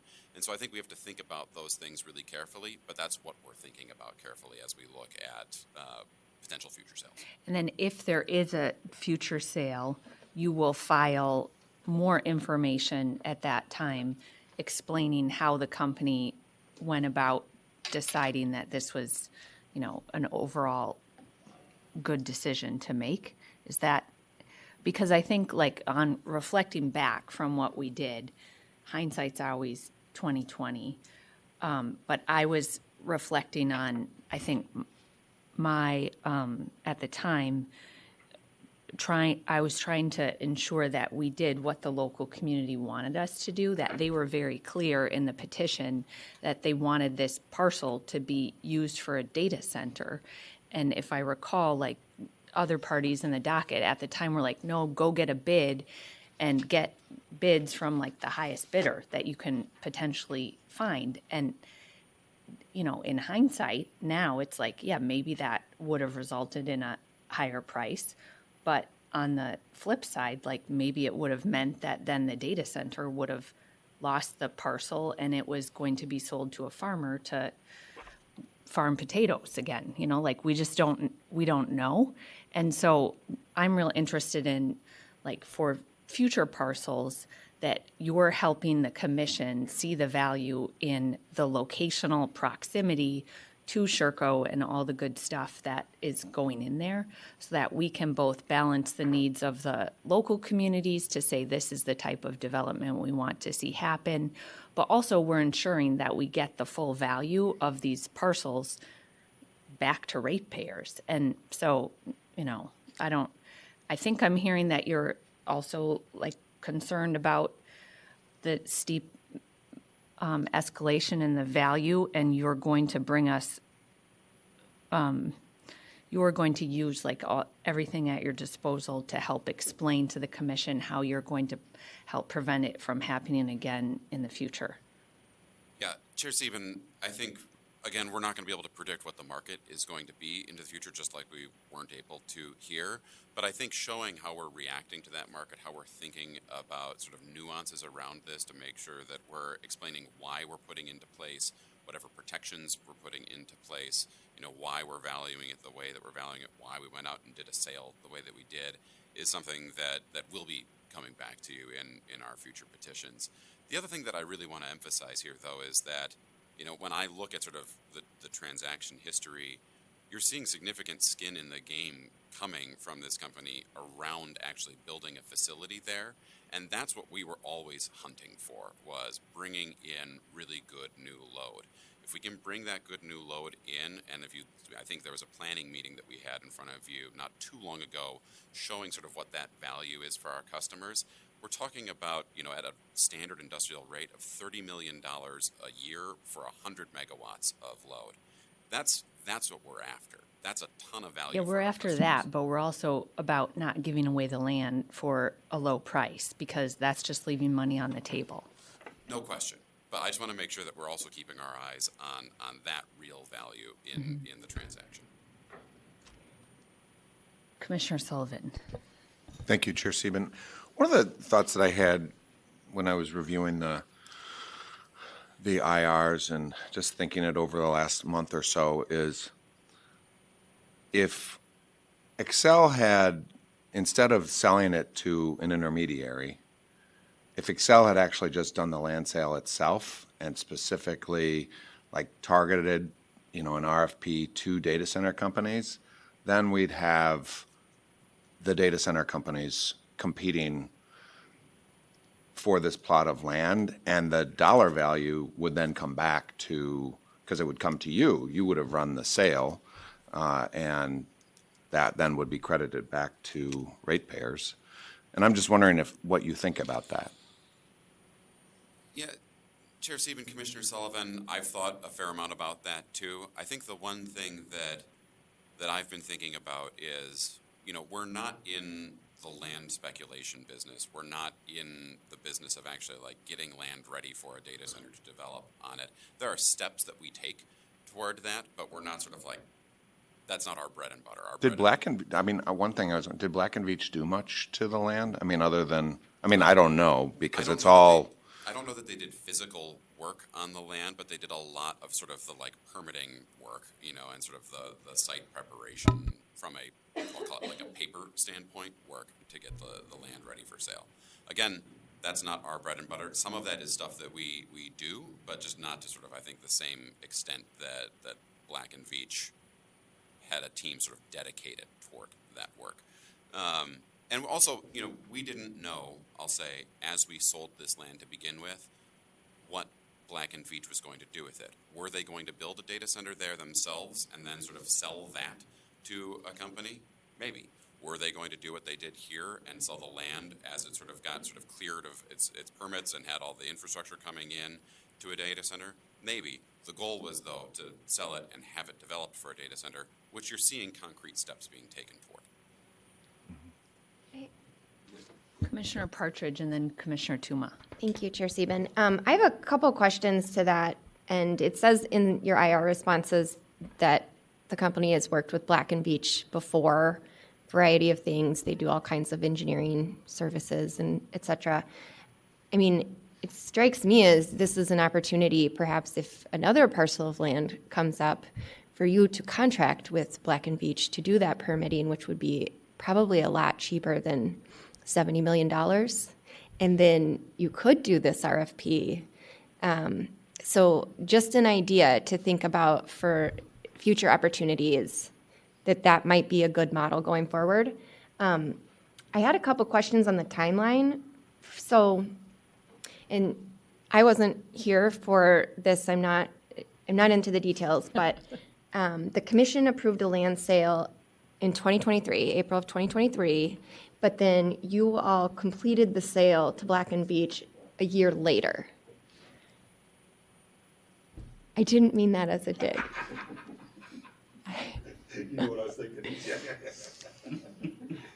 I apologize. No, you don't have to apologize. I don't think it was a bad decision. I'm just saying I don't know the details, so I might be asking some dumb questions. Okay, so you completed the sale a year later in April of 24. Between the period of the approval and the completion of the sale, was it possible for you to sell to someone else during that period of time, or was it locked in at that point? Chair Sieben, Commissioner Partridge, it was locked in. So what we had was an option agreement that we had entered into for the purchase of the property at a firm price, and that option agreement had certain extensions built into it. contingent on, making a payment or saying you're going to, exercise that extension on it. And so what happened is that we sold it in July of 2022, approved by the commission in April of 2023. That option gets extended out to kind of the far end of how it could be extended, and then was exercised in, I think, April of 2024. And that's when the actual transaction took place, because we had that option for sale that was exercised at that point in time. Okay. And if they had not exercised that option, what would have happened? Let's say the timeline on it ran out. Then what happens to the property? It would have continued to be owned by Northern States Power. Okay. Okay.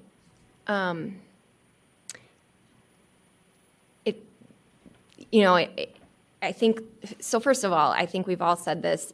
Obviously, this is a very uncommon thing that happened. ChatGPT rolled out, AI became a real thing kind of overnight and unexpectedly to most of us. And so I don't think anyone could have anticipated the change in value of that property.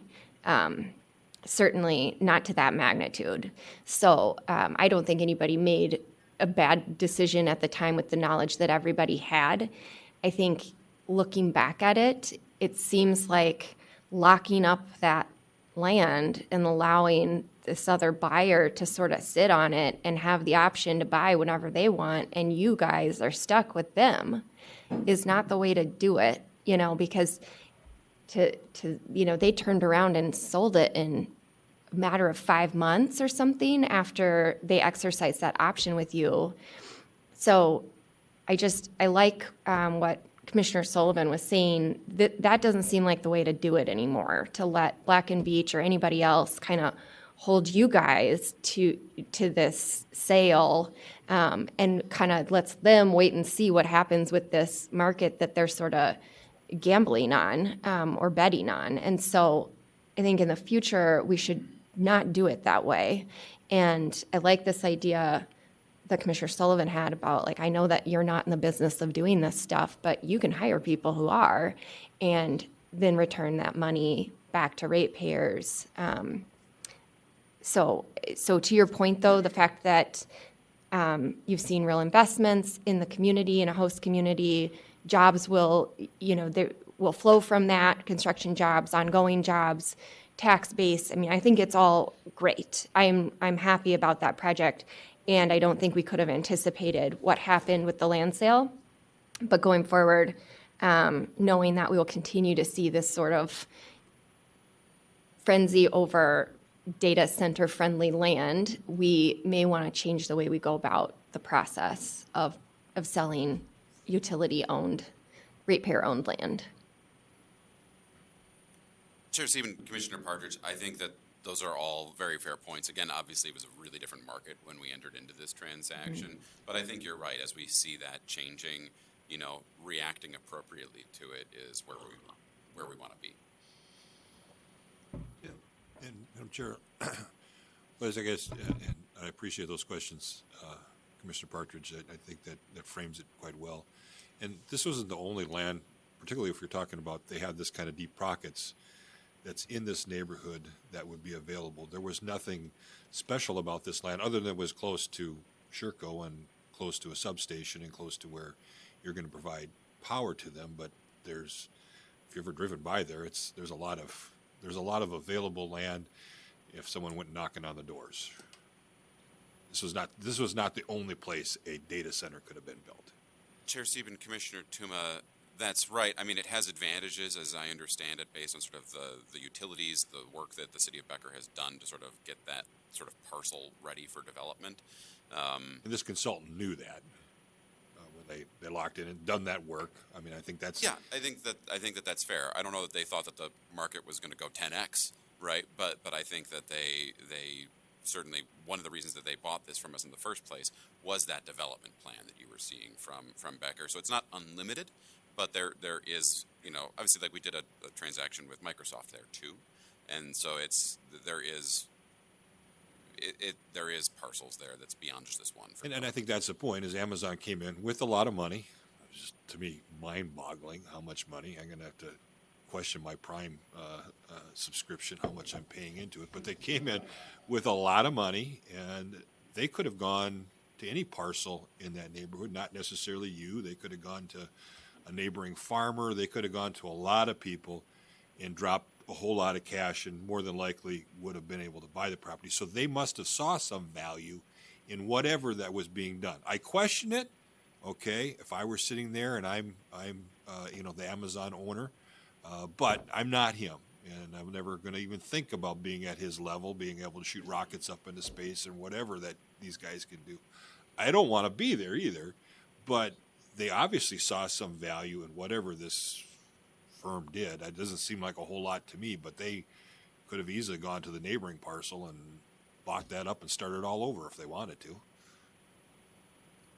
Chair Sieben, Commissioner Tuma, I don't want to speculate on sort of like what they could and couldn't have done on the different land out there. Could have, so yeah. It's possible, but I don't know sort of how realistic. Yeah, and that's the part is somebody made a speculation, they won, and it's frustrating to see that. But I think we have to be cautious here to assume that the frenzy that's continuing now will continue going forward. At least after I spent some time listening at what was going on in Nehru, they were telling us a little caution on this is what I was hearing, at least from some of the national leading speakers on this. Yeah, there's a frenzy going on now, but caution. That's what I heard. And so I think it's worthy for us to be cautious going forward. So I think Commissioner Partridge and Commissioner Sullivan are kind of along that right lines that don't think this is what's going to be there forever. And so that's what I'm seeing. I appreciate the caution that's being discussed. So.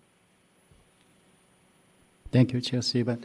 Another provision I'm wondering is that because the magnitude of the resale is so big, everybody paying attention to that one. But my bigger concern is whether there was enough protection for the host community.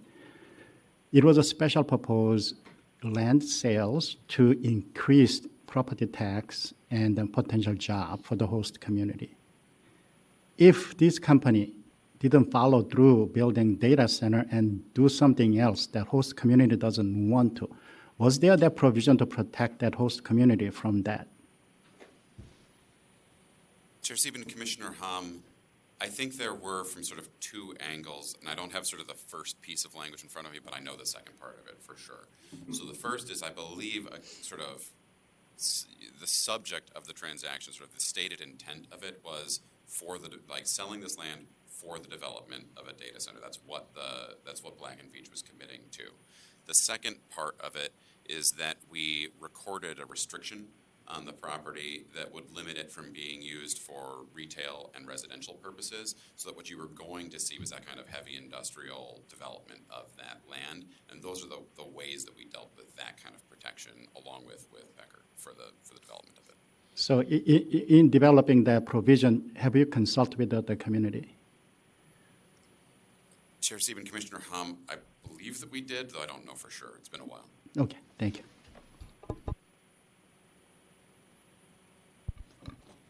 We don't really have a motion here or anything. Is there anything else that commissioners wanted to ask or? I guess to the Department of Commerce, where do you see, I assume you're investigating in timeline. Where do you see this going? What can we expect from any investigation? Obviously, there was we did some requests, but I don't know if you were doing any investigation. So I just you were here, Dr. Lee, maybe you don't want to speak, but I guess since you're here, where do you see your role in this and where are you going with it? Chair Sieben, Commissioner Tuma, I think your name, please. Oh, sorry, Sydney Lieb for the Minnesota Department of Commerce. I think that our thinking is in line with a lot of the discussion that's happened here, that in the future there needs to be competitive bidding, or if we want to limit it to a data center, because that's a strong community preference, I think the suggestion to do an RFP specifically for a data center makes a lot of sense. And I think it's a good lesson learned that competitive bidding or some sort of competitive process to make sure we're getting the highest, best value and fully understanding the market is going to result in a better outcome for ratepayers. Okay, we'll lay this item aside then and move on to the next agenda item. Thank you, Mr. Alonso.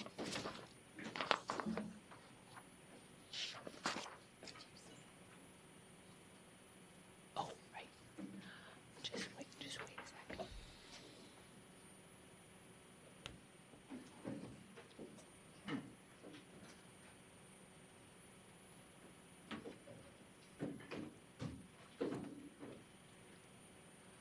Before we move to item number 6, I'll call on Commissioner Partridge. Thank you, Chair Sieben. I'm going to recuse myself from this item just because of my prior work and knowledge of this issue. So thank you so much. Thank you, Commissioner Partridge. Mr. Eck, when you're ready, please introduce agenda item number 6. Good morning, Chair Sieben, Commissioners. Item number 6 is docket PT 7151/CN-24-435 in the matter of Amazon Data Services petition for an exemption from certificate of need requirements for emergency backup generators at Becker, Minnesota. The questions before the Commission are, is a certificate of need required for emergency backup generators at Amazon Data Services proposed data center in Becker? And if it is determined a certificate of need is required, should the Commission approve the exemptions to the certificate of need application content requirements requested by Amazon Data Services? And with that, staff is available for questions. Great, thank you. We don't have opening comments, so we'll move to Commissioner questions. And Commissioner Sullivan. Thank you, Chair Sieben. This question will be for the company, for Ms. Brusvin. And I want to just start off by saying, like, when I think of the state CN Certificate of Need statute, looking at it, reading it, reviewing it, having gone through them, it's kind of like coral reef. It just kind of keeps sticking on top of each other, and you are having to deal with decisions. There's no, like, one mastermind that figured it out. It's been iterated on extensively. So I'm just going to put that out there.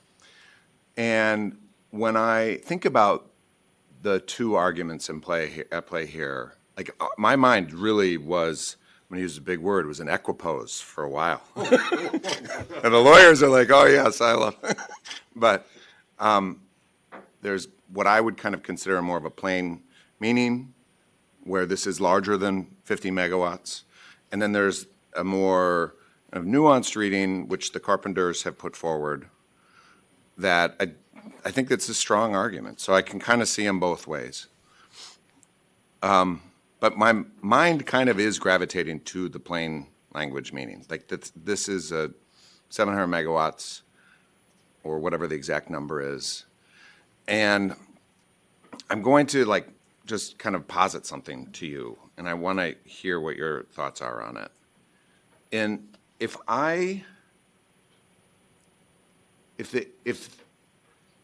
couldn't Amazon just build a small modular nuclear reactor under this definition, or under this interpretation, and not sync it to the grid and get around the state certificate of need law? It feels to me like that is absolutely allowable, because the trigger that prevents a utility or anybody from, historically, that we've in the state from building a nuclear reactor is the CN law. There's nothing else. Tricky question. For it's your tricky, first one. but Ms. Brusvin, state your name for the record. Christy Brusvin, appearing on behalf of Amazon Data Services, Inc.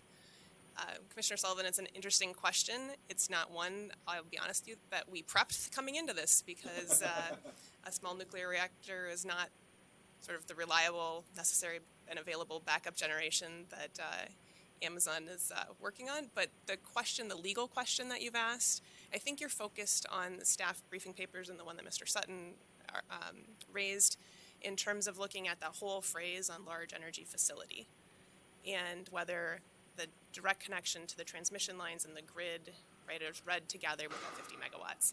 I think there are a couple of ways the Commission could get to that answer. I don't think that's the facts in front of you today.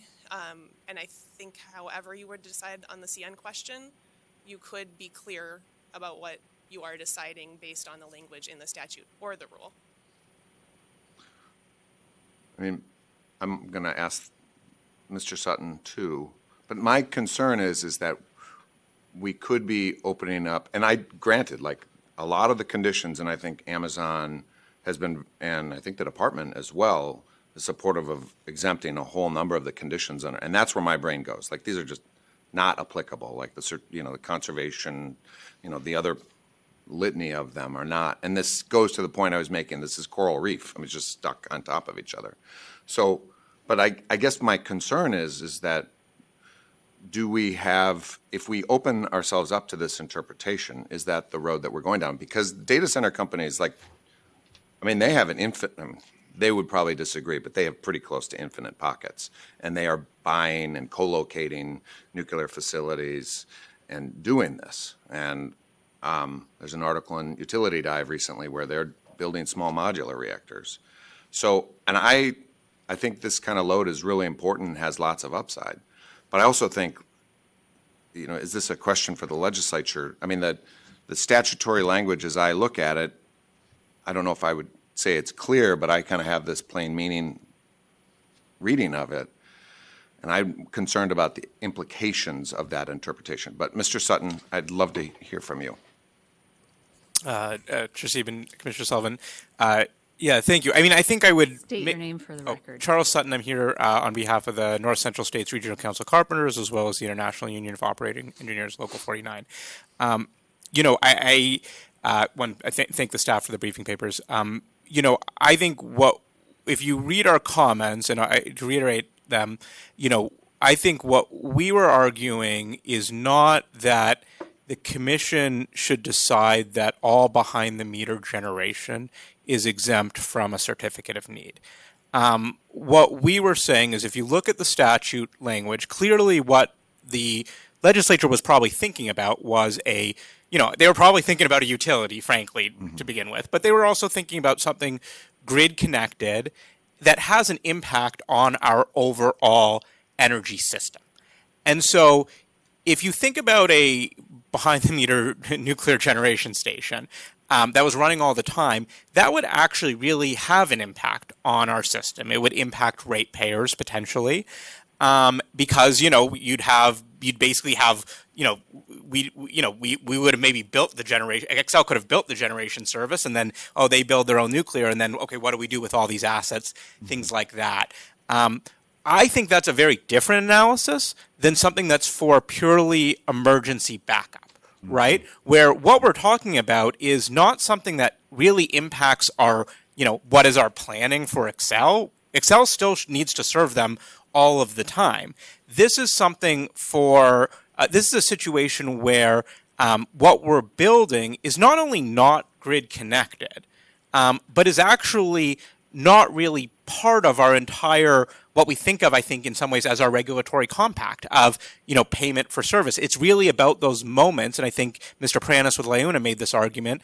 It's really for those moments when, we serve 99.999% of the time, but then, sometimes we run out and that 0.0001 is sort of almost outside of what we think of as our regulatory compact, which I think is the thing that guides the CN. And I think that's really reflective in the types of questions and criteria that the CN requires. And so I don't think today the commission needs to find that we're doing behind the meter, anything behind the meter is open. That's not what we're pushing for today at all.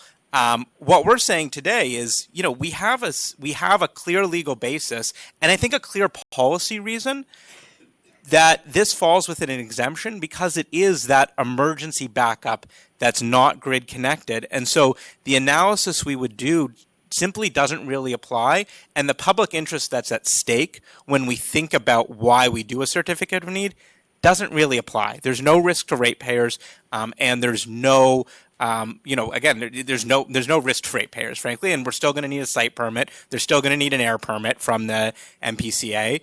So those environmental considerations are taken care of there. So I guess that's where we landed in our argument. Okay. No, thank you. I mean, I think it's very I mean, to my mind, it's a very interesting question. It's a deep question, and I've thought a lot about it. So it's still marinating. But I don't know if anybody, I don't want to take the hearing over, but I wouldn't mind hearing from some other folks too. Other commissioners want to Okay. get in, but if you want to ask who are you asking? Let's focus. I'd love to hear from Mr. Pranis and then the department. Mr. Pranis. Thank you, Chair Briefly. Sieben, Commissioner Sullivan, Kevin Pranis on behalf of Lyon, Minnesota, North Dakota. Mr. Sutton articulated, I think, our argument very well. I think that it's outside the regulatory compact. We're talking emergency backup generation. The utility has no obligation to bring diesel generators to people's homes when the power's out. They have no generation to bring batteries to people's homes or to provide charging. That's not what the utility does. The utility keeps the system running, and every resource is to get it back up running. And it has no business whatsoever with what you do in your home when their power goes out. 0.001% of the time. And I think that's conceptually why this is fundamentally different than behind the meter generation. It is fundamentally different than, because ratepayers cannot be affected. If there was no power for the utility to sell, then there are no lost sales, right? There is no possible impact from ratepayers any way you look at this. And I think the language is not plain. It is ambiguous. And so and then I think it defaults to what is the intent of the statute and what is in the public interest. And there you see, this looks like a waste of time running around in circles that we know perfectly well would be a box checking exercise with no merit. And we have other busier, things that we should be focused on. Dr. Lieb. Chair Sieben, this is State your name for the record. Sydney Lieb with the Minnesota Department of Commerce. The department's position here is based on the legal interpretation of the statute and what we believe is required. So I'm going to turn it over to our counsel. Hi, Anne Marie Curtin, Associate Counsel with the Minnesota Department of Commerce. So we've taken a look at the legislative history of the definition of large energy facility, and it has always defined it as an electric power generating plant with a certain capacity. This reference to transmission lines was not added until the 2001 amendments, and we think it was just a recognition that those transmission lines are included as part of the facility, not a requirement that an electric generating plant have both a combined capacity of 50,000 kilowatts or more and transmission lines in order to meet the definition. And we also think that the law is clear that if a project meets the definition of large energy facility, then a certificate of need is required unless one of the statutory exemptions established in 216B 243 subdivision 8 applies. And there is not a broad exemption for public policy considerations. We disagree that there are no public policy considerations behind requiring a certificate of need, but we don't think that these broad policy considerations present a legal basis to exempt a certificate of need under the statute. Thank you. Commissioner Hom. Thank you, Chair Sieben. Thank you, Department. That was a part of my question because I did also my job on this, checking the legislative history. And I'm going to ask all parties supporting the exemption, have you done any research on the legislative intent of this? Who are you asking? Those 3 parties who are supporting exemptions. Ms. Brusvin. Madam Chair, Commissioner Hom, in terms of legislative history, we did the same, research that Ms. Curtin just referenced in terms of it was amended in 2001. I will say that's the same year they took out the language about the backup generation and the 5,000 megawatt time frame. That same change, right? They took out language about backup generation. It wasn't backup generation at the time. It just said fuel sources up to 5 megawatts, and then they inserted the transmission line language there. I wasn't able to find anything more on point as to why that language was added. And then we did also look at the rules. And our best research related to the rules was looking at the 1993 decision that we attached to our petition where this commission did look at that nominal generating capability language. And we thought that was a pretty strong position to forward to the commission since you sort of wrestled this question once before. Yeah, thank you. Yeah, I was lazy enough, so I didn't go to the Minnesota Historic Center to dig into the actual archives because I have done that before. So I wasn't thinking, but I didn't have enough time to do it. But meantime, I was reviewing session law around that definition section. Was this before or after your confirmation, your committee process? You were doing a lot this week, Commissioner. No, Hom. that's why I didn't have time to go there. So, Sorry to interrupt. no, that's okay. So, if you carefully look at all those revision in that session law, in that section of the definition, it is trying to expand commission jurisdiction over approving transmission lines and others. And I can understand, I think when I was working at the department, there was a concern from utility when they're going to the county level certificate of need or the approval process, they're having trouble. So they try to expand commission's authority to override local permits. To me, that's how I read this, reading different section of this definition. It was expanding our authority to approve more facility, not limit our ability to limit. That is consistent with the bring down 8,000 to 5,000 megawatts, right? So this is how I read it as a non-lawyer, and that doesn't mean it's necessary condition or sufficient condition. It can be either. I think some group is reading this as necessary condition, but to me, it is more sufficient condition. That means any associated transmission line interconnecting this power plant to the substation, which is not meeting state certificate of need proceeding requirement, can be considered as a part of that generation certificate of need. That way, generation owner doesn't have to deal with the two different regulatory entities to permit that. I think that's how I work on this issue all along when I was at the department, and I think that's the department's interpretation. So I'm not a lawyer, but I think it clearly is not black and white to me, because and doesn't mean it's necessary condition. It can be a sufficient condition. Madam Chair and Commissioner Hom, I would agree that's definitely the way that we've applied it. As a practitioner who does a lot of certificates of need, the way that you just described it is how we have applied it, right? We've put the transmission line related facilities in with the generation to bring an application to you for need. But as we were sitting at the table, there are definitely reasonable minds that differ and look at these in different ways. And I think the great arguments that Mr. Sutton and Mr. Pranis have raised about sort of that regulatory compact give you some flexibility to look at this in this situation with this set of facts and say, is this really what's intended here? And I think that's why we're before you, because that clarity is really helpful as we move forward. Thank you for bringing out that regulatory compact issue. That's why there is no distinction between backup power versus regular power. 50 megawatt can be anything, right? There is no statutory language limiting this only to the backup power, right? Madam Chair and Commissioner Hom, there's no statutory language limiting it. I would agree with you. We have suggested in our petition an interpretation of the rules that would allow you to limit it to this set of facts that are before you today, which is the emergency backup generation. Yeah, because there is a potential inconsistency of the rule and the statute due to the time lags and the not revising the rule. So that's why I think we need to be careful. I'm practicing law without license today.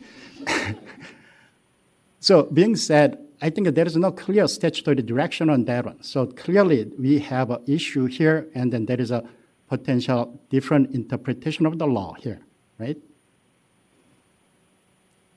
Madam Chair and Commissioner Hom, I would agree. There's a difference that's exactly why we're here. We're looking for that clarity on what's required. So that's why I have a very strong concern with a potential impact to regulatory compact. And here, because 50 megawatt can be anything if we interpret that way. So I think we need to be very careful about giving the interpretation and the direction of it is necessary condition rather than sufficient condition. Commissioner Tuma. I was looking to see at the back of the room if our executive secretary was still here, because when I first picked this file up, I just read the title. There he is. Remember that? I said, I think my words were something along H something double L. No, this cannot be, right? I mean, it's like, I can't believe this. This just cannot be under our certificate of need authority. That's just reading the title. So I started off with a bias, absolutely connecting with you, your analysis. Well, just the assumption, just the face of it. Backup power shouldn't be. I think that's, you talk about the home, and what does Excel care if I have a Tesla battery in my home or a gas generator if the power goes out and I have to look across the creek and see that Steel Wasika's power's on and I have to live without power. No offense. Excel. By the way, your guy came out when my power went down the other day, and he was fabulous. By the way, he really was. Got there, I was out checking something. He came down the driveway. We had a nice chat. Didn't tell him what I did for a living, but he wanted to make sure my power was back on, and he got there, of course, an hour before the anticipated, recovery time, which of course I know you get there so that the people can feel good about it.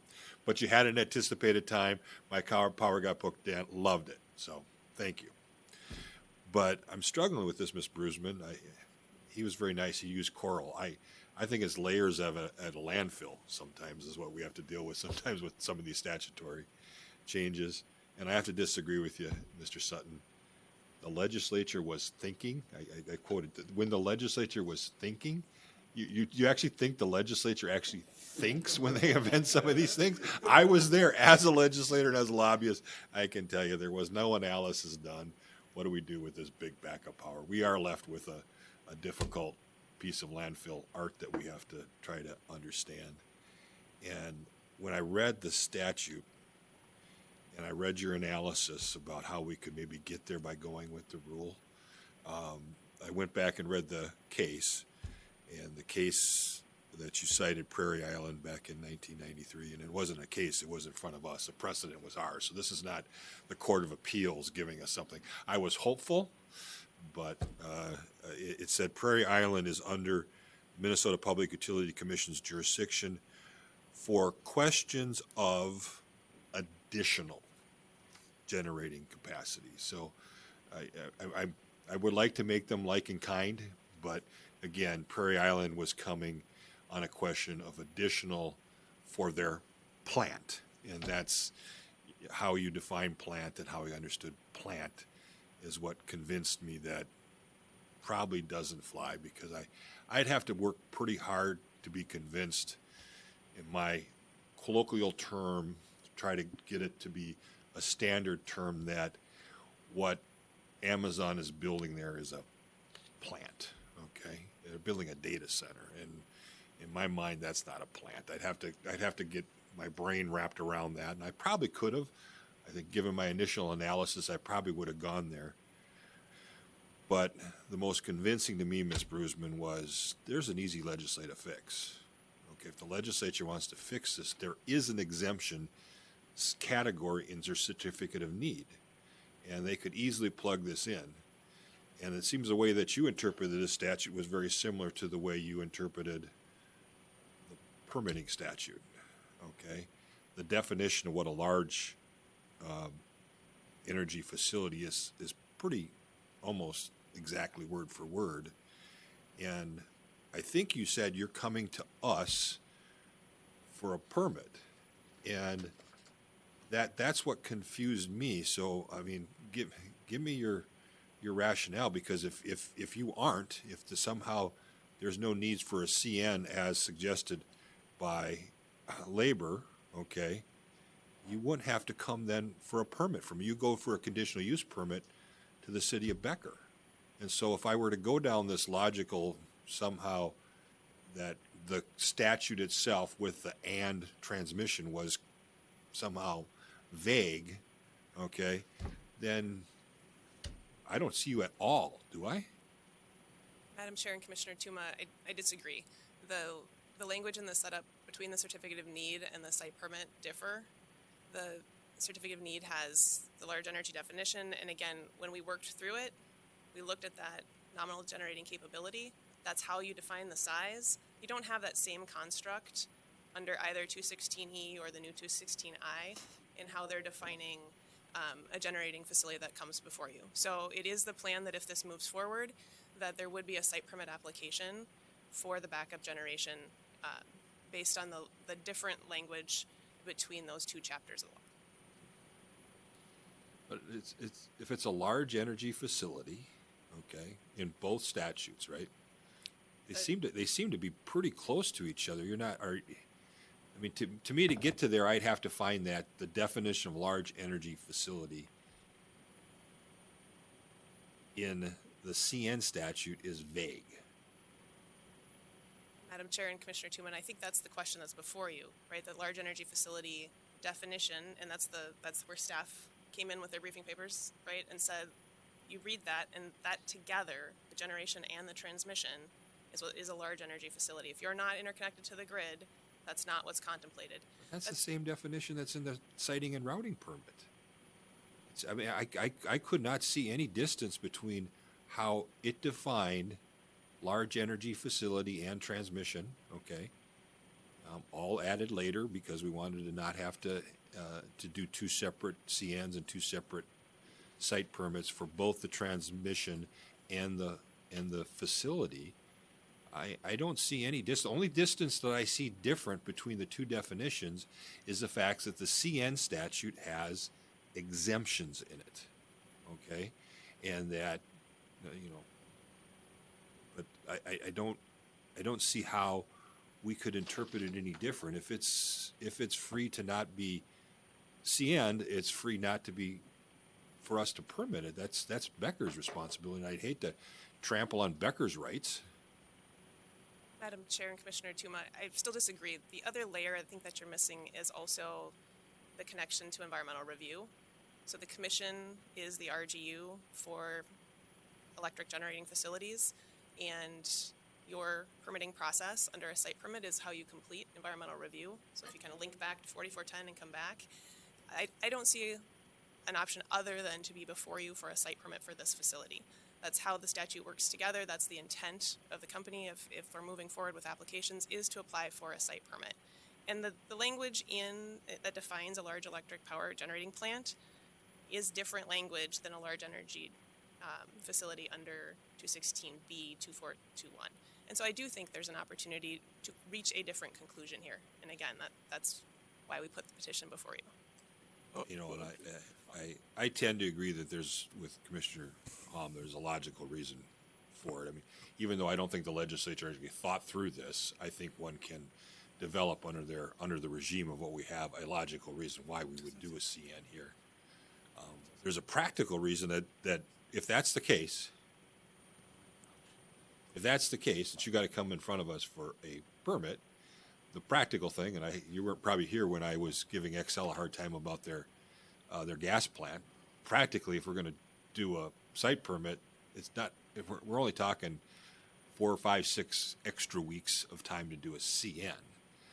So from a practical timing purpose, this would not necessarily add a whole lot to Amazon's ability to start construction, will it? Madam Chair and Commissioner Tuma, we looked at that same issue. I think you even saw kind of at the start and with some of the petitions in this exemption, there are parties that would like to expand this far beyond probably what we would say is within the scope and scale of a certificate of need application for backup generation. And if you have the certificate of need question before you, I think there's risk that those issues continue to be kind of exploited and expanded for delay. And I think that's probably the difference between the gas plant down in Lyon County versus this one. I think the reason you probably, from a practical standpoint, and I get it, you want to avoid this is the question of type. Timing is not going to be an issue. I don't think it's a big issue here, but type is going to be an issue, and you know that putting, how many of it was it? 400 or 200? Again, 250 or 250 generators. Cummings generated. Does Amazon know that Minnesota has a manufacturer of diesel generators? Union members, by the way, down in I think St. Louis Park or something like that. Probably only about 20 miles away from. I hope they know that because that's going to be discussed about, I'm sure, when we get to type, right, Mr. Pranis? They're down there wanting to have these jobs. Wow, this is exciting. Cummings could actually make all these for. I hope they're not buying from China. That would be. Don't have to deal with it now because we haven't decided whether you have to do a CN. But to me, the CN practicality of this is is going to be type. That's going to be a scope around what type is there. It's going to be a lot of discussion that is going to happen. And from a practical standpoint, totally get it. That if I were Amazon, I would want to avoid that discussion, because I can tell you when this was talked about a lot, when we were talking about being at NARUC, a lot of people were coming up to us, do you believe? They were just shocked. I mean, there was this many diesel generators. It is a little shocking, and so I think that's, from a practical standpoint, what is causing me to pause a little bit, why maybe there is logic behind why, even though the legislature didn't think this through, okay, that there's a legislative scheme one can event from this layering on of coral, as Commissioner Sullivan had. I mean, it just seems like there could be some logic behind. Just to be clear, though, Commissioner Tuma, you weren't talking to anybody about any specific petition in front of us. People just came up to me in shock. I didn't talk to anybody in specifics about it. I did what I had to do. I can't talk about that. I have a docket on that on Thursday, but I can't stop people from coming up to me in shock. And Commissioner Tuma, Madam Chair, Commissioner Tuma, I can understand that 250 megawatts of diesel generation, or 250 generators at 600 megawatts, is not something you have seen before, right? These generators are at our hospitals, they're at our government centers, they are other places. There are more of them proposed here. But you also have to look at the use case, right? These are not expected to run more than a few times a year and less than 15 hours a year for the regular testing and maintenance that's required for those systems. And so this is really, if you think about what the data that's being housed and serviced here at the data center, right? This is data that people need redundancy for. These are We're not talking about like the use case of the data center, Ms.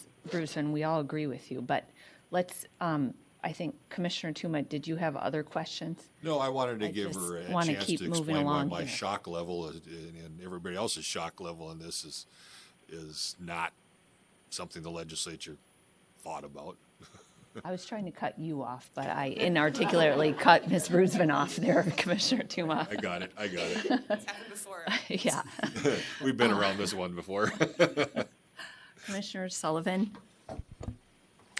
Thank you, Chair Sieben. I guess a question for the company is the legislation that the company is working on at the Capitol right now, if that legislation were to pass, then our decision today is overruled or overturned, correct? Madam Chair and Commissioner Sullivan, it would directly address the exemption for a certificate of need. I don't know whether it would be aligned with your decision today yet or not, but certainly we would rely then on that legislation. I would assume if you're pushing for it, it's directly aligned with the outcome you want. It is. Yeah, which I don't know what our decision is going to be either, but I know where my head is gravitating to right now, which is not there. So it's in the certificate, granting a certificate of need.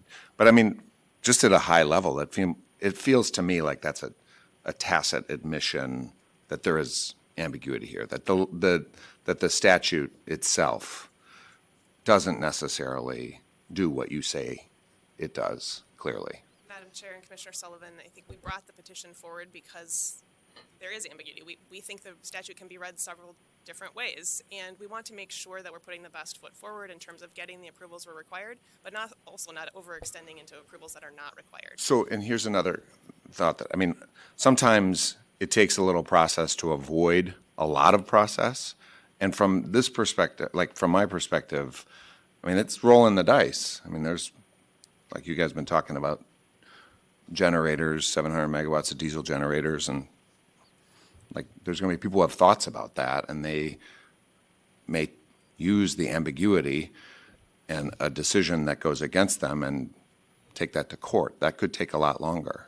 Madam Chair. So why not just go through a CN process or roll, push at the legislature to address the statute? That seems to be clearer or cleaner to me. Madam Chair and Commissioner Sullivan, so the company is working at the legislature on a bill that does more than just the CN exemption, but provides some clarity on a couple of different fronts that I think would be really helpful to the development timeline for these data centers. And So it removes some coral.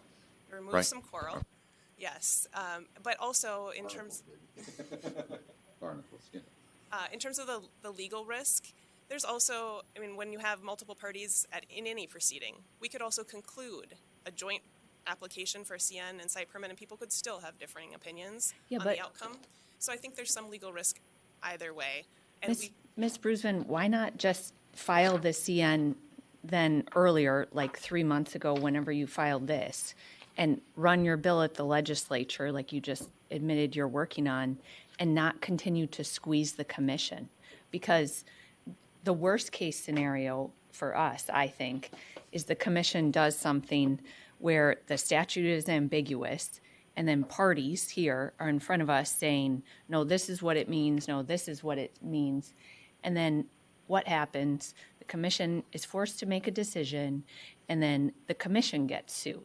So it's a little bit frustrating, to be honest, that if you knew the statute was ambiguous because you've been working on this in this arena for years, and we value that work and your expertise, just file the CN with the site permit and then go work on your bill at the legislature, and don't put the commission in this like squeeze.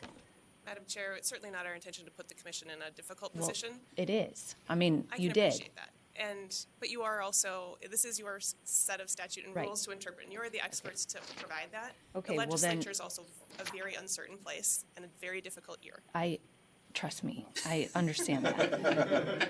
But yeah, but I think I was persuaded by the department's position, as well as MCA and the OAG and CURE, that overall the statute is not explicitly clear, and therefore you should just file the CN. I think to Commissioner Tuma's points, like if you would have done it earlier, you could have already been further along, and it could run contiguous with the site permit. So that's kind of the way where I see it right now. I think that the persuasive arguments I read in the petition too from someone, now I can't remember, I think it was CURE, was that the CN will give the commission more information to make a determination about whether diesel generated or the diesel generators is the proper type of backup generation for this facility. You know, that might be the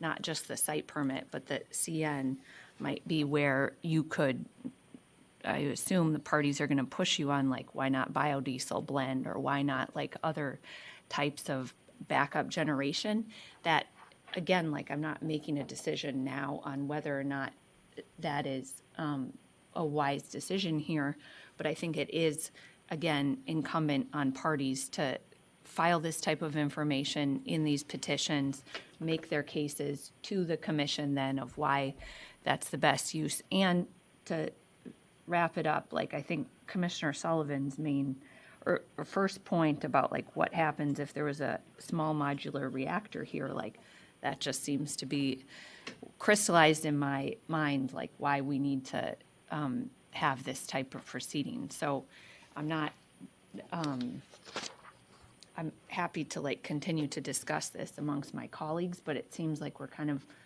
all aligned with the same thing. I personally want to see the project move forward. I think the language is ambiguous at best right now, and so we should say that you should file a CN. And Godspeed to you in doing that, and hopefully it will be paired up with the site permit, and it won't take any longer than the site permit will. So any comments you want to make about timing of that site permit and the CN? Madam Chair, no, and I appreciate that. And one of the pieces that we did within our control was to put the alternative decision option in front of you with the CN data exemptions, because we would have had to do that anyway before filing. And so that is an important piece of setting this up to get the clarity we need to put together a full application. So I do appreciate your consideration of those as well. Mm-hmm. Commissioner Hom. Thank you, Chair Steven. One thing I want to make clear that I think in-plant use, I think that definition is being used in the federal government collecting this industry data, and the industry is using that information as parasitic use of that power plant. Power plant has to use street lighting around the power plant, and also if they have office, they have to use for those office. So that was a typical use of that definition. I hope this in the future, any future proceeding, that definition is just potentially misused as any plant. If you call anything, any construction of any structure, call it plant, and using that as a exemption reason, I hope we are not going back there, because there is a typical industry use terminology out there, and the federal entities using that terminology to collect the data. So I hope we stay with that language there. Being said, I don't know, once again, which direction we'll go, but if we go with a CN, this is not usually, I think, collected during the CN proceeding, so I would like to mention one thing. That is, recently I learned that there is a concern with the over-frequency reliability issue. Typically, we worry about under-frequency, which is a lack of generation. But now there is a discussion at the North American, the NERC, and that Reliability Corporation has a concern with over-frequency. That means huge load disappearing from the system can trigger system over-frequency. There was actually one incident in the Northern Virginia last year. The lightning hit that area, and some of those large data centers tripped automatically, and that create the situation. So hopefully we can have some discussion about whether this proposed generation can handle the situation or not, or whether there is any mitigation to do it, since applicant claim that this is not going to connect to the grid, that where is that protection? Because particularly this power plant potential alternative is nearby our important nuclear power plant. Nuclear power plant is very sensitive to the frequency issue. When they tripped, it's very difficult to bring it back right away. That is an NRC regulation to how to bring it back. It takes more than typical power plant. So hopefully we can properly address that issue during the CM proceeding. Along that lines, and hopefully it won't cut me off because I think this is important along those lines, is that if we're going to do a CN, and one of the logical reasons to do a CN is type, and so I hope Amazon and Xcel can have conversations about what appropriate type is there, because maybe behind the meter generation isn't the best type, and we can figure out something that benefits both the grid and the system and keeps it safe, because this is a large load dropping off does scare me. These are not loads that we are not used to dealing with. We have dealt with it a little bit with MP, and we appreciate the experience that we've had there. But this is something that's new, and we need to understand what it means for the security of the system. So I'm going to want to hear a lot in the permitting and in the CN process from the people behind you there from Xcel about how this is working, and that you've had conversations about meaningful alternatives that can benefit the grid. I keep hearing from these Amazons and all these that they want to do the right thing and they want clean energy, and that's why they're coming to plop their data center right next to that solar facility. So I want to hear that those discussions have happened. Another thing too on the permit side is I'm going to pay very close attention to that noise study. So make sure you get a good one, Ms. Brusman, because That's in the site permit. That's in the site permit, but we're going to do them together. So I'm assuming that's what she's going to do, because she's one of the best in the business, and so I'm assuming we're going to have a real good noise study along that lines. And so, Madam Chair, if you're ready to go. Is it the noise permit for the cemetery that was nearby? Because I remember you talking about this with planting trees around the cemetery. It could actually probably wake up a few of the dead once those generators start kicking in. I don't know. But Madam Chair, I would be willing to move 2 and 3, which is yeah. Commissioner Tuma moves decision options 2 and 3. I support that. Do any commissioners want to talk about any of the other decision options, the exemption things? No. On Commissioner Tuma's motion to approve decision option 2 and 3, all in favor, please say aye. Aye. Opposed? The motion prevails. Thank you very much, everyone. There's no other business before the commission, so we're adjourned for the day.